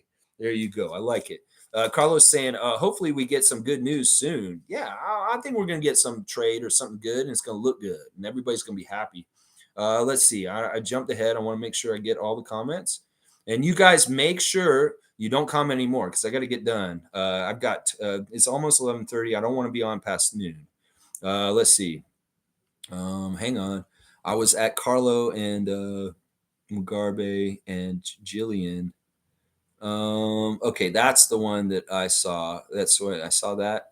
Not sure how this is funny, fun guy. Fun guy's an interesting guy. He has his own personality. In some ways, he can get negative, but in some ways, I'll allow it. He's been here since the beginning. And he gives me a chance to kind of make a counterpoint about things. Let's see. One thing I see that is worrying is whenever Pirtle is with the starting unit, they are struggling. Yeah, I don't know if it's specifically Pirtle. I think it's just that they're not coming correct. Fun guy saying, wow, boy, are you really active in here, Jillian? Yeah, she's awesome. Jillian's awesome. I really welcome her as a new addition in the recent weeks, as much as also Tom. Also, Carlos saying, yeah, change Precious to Jakob on the starting 5. It'd be an interesting look. But don't do it when we're playing somebody like Zubac or, Embiid.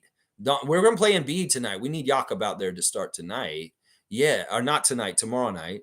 Yeah, so you got to have the right matchup of size if we're going in against big guys. And in some ways, I don't want Precious starting off against Embiid. We put Jakob in there first. Fun guy saying the Bulls, who were like 7 games below 500, just passed us in ranking. You can't make this stuff up. Well, see, this is the problem. Fun guy, you're too focused on just right now and failure right now. You're too much. You got to have a long-term perspective. You have to think about how the ability to grow happens. Yes, the Bulls did just leap over us in the Eastern Conference, but they're in the same place as us, and they're trying to struggle and get things going too. So I don't know. You're being very cynical and negative, and that's not always welcome here. You know that, fun guy.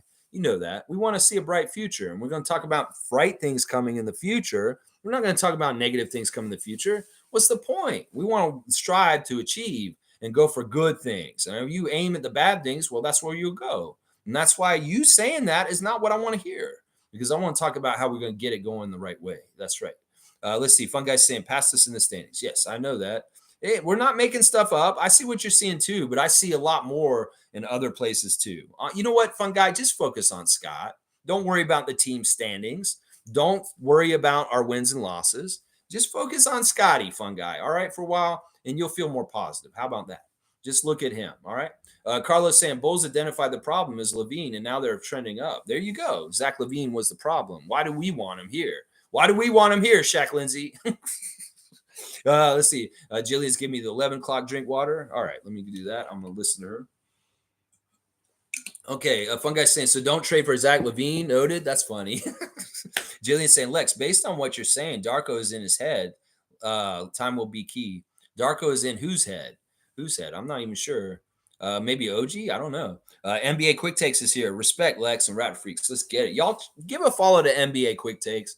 A great NBA reactor. He just got back his channel after a little bit of trouble with YouTube, and he's back to making content. So I highly want you guys recommend to follow NBA Quick Takes, another NBA channel to watch. Yeah, one of what three has to go, Lex? OG. OG. I believe OG should get traded at this point.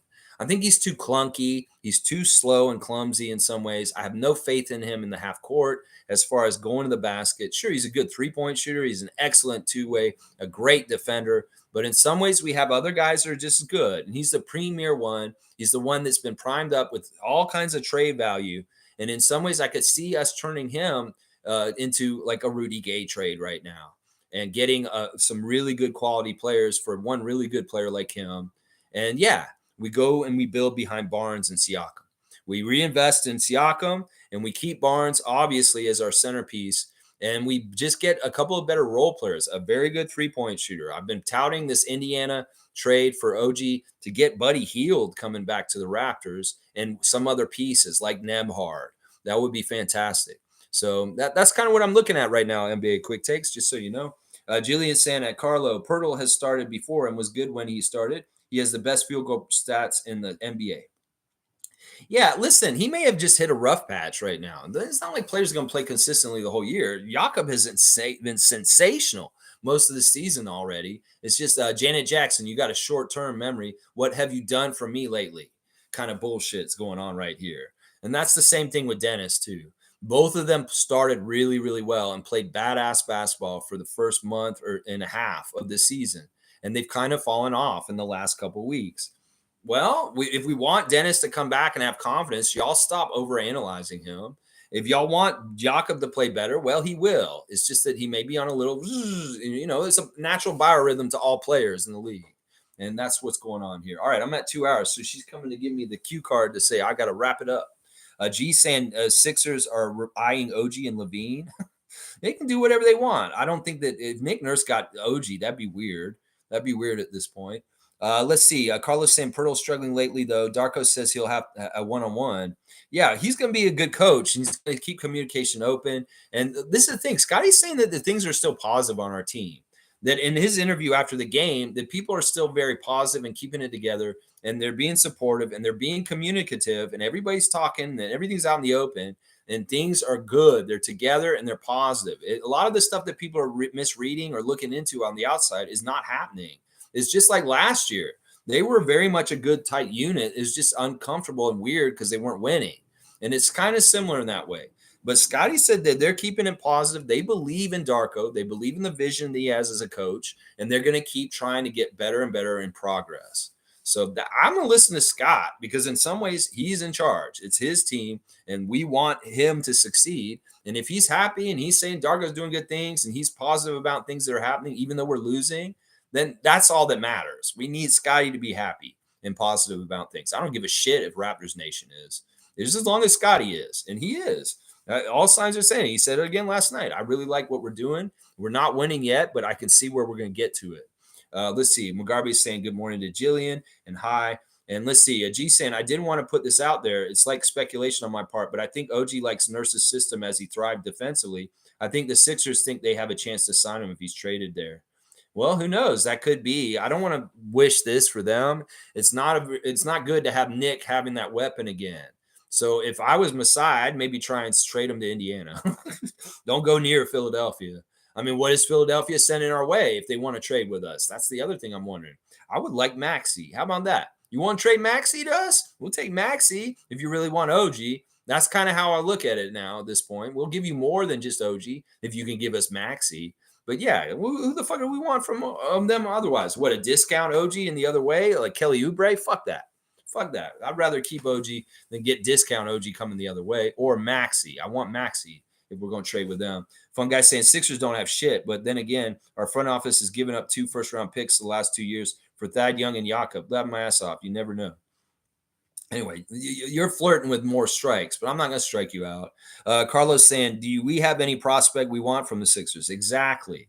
I don't know. I don't want Paul Reed. I don't know who I want from that team. I'm not really looking at them. I don't even think about them. G saying, I personally would much rather a Pacer trade, but I can see why the Sixers want in on the mix. Whatever. I would rather not talk to Daryl Morey. If I was Bobby Webster, I'd be like, fuck you, Daryl Morey. You bullshit you just pulled with our coach. Why should we deal with the Sixers? Seriously. Why should we deal with them? In some ways, we should be like persona non grata with them, the Celtics, the Knicks, all those teams. Knicks are suing us. The Celtics are the Celtics. And the Sixers, they fucking tampered with our coach last year. Why the fuck should we trade with them? Why the fuck should we give Nick what he wants and give him OG? If I was Bobby Webster, I'd be like, we're not even talking to Daryl Morey. Fuck that guy. That's how I would be if I was Bobby Webster.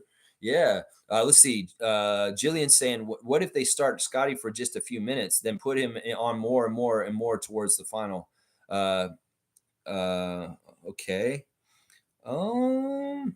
Start Scotty for just a few minutes, then put him. I'm not sure what you're saying, Jillian. Exactly. Wayne saying, I'm off the opinion just Dennis has hit a wall. Jokic, Murray, and tons of players are rested and relatively rested. Darko's development is working. The bench is playing better. Trust the process. There you go. Wayne Strainer is a voice of reason. Voice of reason. And yeah, Dennis could have hit the wall. He had a long summer. FIBA Cup.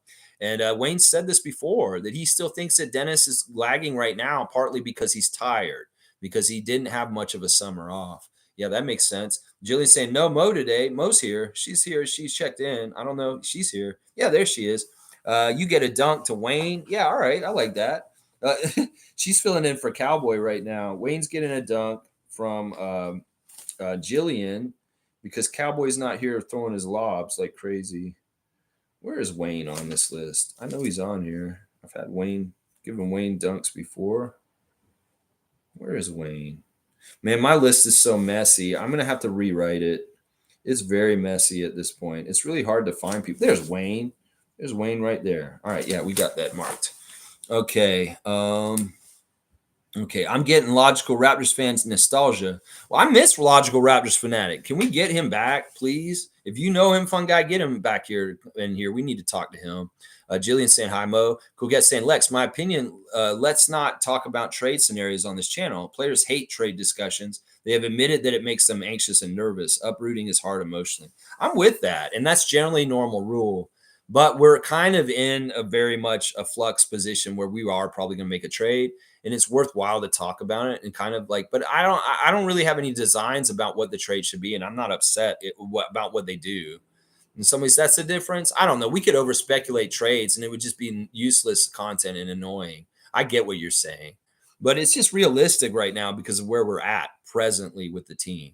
Normally, I don't entertain trade talk and I don't usually like doing it, but this is a special time where we do kind of have to talk about it to an extent. NBA Quick Take saying, can't choose to hit shots. Either you can or you can't hit. That's right. We got to hit our shots. That'll help Darko look better. Stargate saying, late again. Man, the mainstream media, sports media is really gaslighting this morning. Both media houses. The Carlo Colloquio show this morning on TSN radio was just maddening. Those hockey pucks should not talk basketball at all. Yeah, this is where they pile on. The failure of the Raptors is easy for people that don't really like basketball to just chime in with nonchalant, stupid-ass opinions that really are not necessary or useful. That's why I don't listen to any of them either. You really can tune out a whole bunch of that noise. But thanks for telling us that it's out there happening, Stargate, and understanding it's bullshit. Yeah, Jillian saying, Lex, oh my God, if OG looked like he was crying, maybe he just needs personal reasons time. The problem is we'll have no one to sub for him. No, Scotty can't do everything. I don't know. Precious and Scotty are great defenders, and Siakam's very, very underrated also. We have a glut of this. We have a lot of really top-notch defenders like OG. And in some ways, that's why I say that. But yeah, I hate this think that OG's emotional and sad. Stargate saying if the Raptors doing a trade with Indy is better include Mathurin and Nebhard are healed, nothing less. Yeah, I like that. Of course, I've been proposing it. Carlos saying, yeah, let's get in on the young Canadians with Love Mathurin and Nebhard. I'm all about it. Even I don't know, maybe this doesn't help us. Even Golden State's not happy with Wiggins right now. Can we circle back and see if Wiggins is available? That would be very interesting. Very, very interesting. All right, y'all keep filling it up. I want to try and figure this out and finish this up real fast. Good morning to Cowboy. You just showed up. Good morning from Carlo. Jillian saying, Lex, you still looking sound 23. Laugh out loud. I came back because even when the Raptors win, there's no youthful positivity. Yeah, awesome. Well, I appreciate that compliment. I really do. Holy crap. I really do. You wouldn't think I'm pushing 50, would you? But I had that old head knowledge of seeing Larry Bird and Magic Johnson in person when I was a kid and getting to see them play in real life. So, yeah. Let's see. Cowboy 100% from MBB. Quick takes. Positive vibes only, despite the outcomes. Keep up the great stream. I will for you, Monique. I love you so much, Monique Lawrence. You're the awesome. Good morning, Cowboy. Good morning. Good morning. T 11:30. Everyone have a blessed day. Thank you, Lex. I meant Darko's all in his head, so time is definitely the key. Yeah, I don't know. We'll have to see how Darko and things change. We just got to hope for the best. Alley oop to Jillian for covering for you. All right, we'll do that. We'll give alley oop to Jillian for covering for Cowboy. Let's see. Lex, I meant start Scotty, then play him more and move towards the final kill. Yeah, I like that idea. Wayne saying, thanks, Jillian. Happy holidays. And thank you to Cowboy from Jillian. Fun Guy saying, since 2021 season, it's been hard to watch the voice of reason positively when all the franchise is giving us is negativity in terms of results and trajectory, unfortunately. Well, what else can we have, Fun Guy? There's not a hope. This is not smash the hope of the last few positive fans of us. That's what I'm saying. That's all I'm trying to do is keep that flame alive. Positive fans hoping for the best for them. That's right. Anytime, darling, let's go. And Cool Cat saying Warriors bouncing back with a change in lineup, refreshed energy. Well, maybe that is what Darko needs to do. But I'm not to say who it is that he's going to switch out and who should be switched out in some ways. That's his decision. Fun Guy saying, that's why I hold Scotty up like the Lion King holding his cub on top of a hill. He's a light in the tunnel. There you go, Fun Guy. You're back on the right track. And I'll give you a dunk for that one, Fun Guy. That's awesome. Yeah, he's on here too. Yeah, there he is up there. Yeah, he's on here. That's his fourth dunk. All right, let's keep finishing it up. Okay, peeps. So our number one choice for a new shooter is Buddy Hield or Doug McDermott. G saying, we have Scotty. It took the Bucks years after getting Giannis to figure it out. And now they are a powerhouse. This should be a big reason to be positive about the future. The rest is figuring it out. How many years into Giannis's career did he win the championship? Now, they may have had things more set up better for him like earlier, but we'll see. It's going to come. David Sorensen at Jillian, Malachi Flynn. Yes, sir. Malachi Flynn is the choice for number one shooter. All right, y'all. Thanks for watching me today. Please like, comment, subscribe, and share. We lost the Nuggets last night by 9. No slouch in that. They're the NBA champs. It was a single-digit win for them, and that could have been worse. Top 3 stars of the game, Scotty Barnes, Precious Achiuwa, and Pascal Siakam. Once again, it is the birthday of basketball today, guys. Basketball was invented in 1891 on this day by Dr. James Naismith, Canadian, in the city of Springfield, Massachusetts. Also, I told y'all that Nikola Jokic did Christmas St. Nicholas Day with Darko Rajakovic at his house on Tuesday night. That's pretty fun.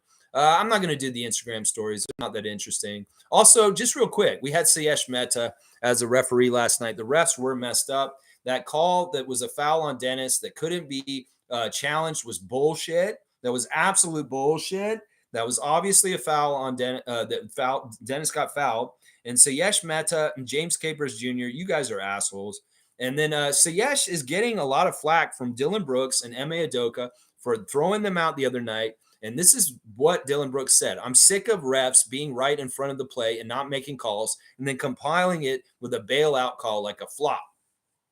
I ran full speed to get that ball after I made a great play on trying to get the steal. 2 hands are on me. After that, I'm throwing the ball and trying to protect myself, not falling into whatever, into fans or the bottom of the floor. I'm trying to protect myself. And then on top of that, he wants to call a flop with a minute left. That doesn't make sense. Make calls during the game while the game is going on, but not trying to get something off. It's unacceptable for me. That ref, Siyesh Mehta, should not be reffing our games for real. That's Dylan Brooks's words after the incident with Mehta in the last game he refereed before last night. I'm telling you, he's a creepy ref, and he's a top 5 worst ref for the Raptors. And he showed his face a little bit last night. That's not why we lost, but he damn for sure didn't help. All right, y'all. Thanks for watching me today. Fun Guy saying, guess what, guys? We're winning tomorrow. You heard it here first. I love that prediction. There you go. There you go. It's a full turnaround. We've helped Mugabe less depressed. We've been with Fun Guy and his negativity, and he's turned it around to being all about us beating the Sixers tomorrow. I love you guys. Thanks for watching me today. We'll do a late start tomorrow, 10 a.m. start tomorrow for a watch along of the 905 and the Memphis Hustle. So be ready to hear my commentary during a basketball game tomorrow if y'all want to join me for that. All right, y'all. Thank you guys. Colin Sexton would be great on the Raptors. I would not mind that because we're talking about Utah trading with us. Yeah, we can get Colin Sexton. I'm okay with that. All right, y'all. Let's go Raptors. Stay positive, keep your head up, and keep realistic and long-term perspective when you think about this team right now. And don't listen to the media. They're going to pile on and they want Masai to get fired. So know that's exactly why these motherfuckers talk the way they do. I love y'all. Let's go Raptors.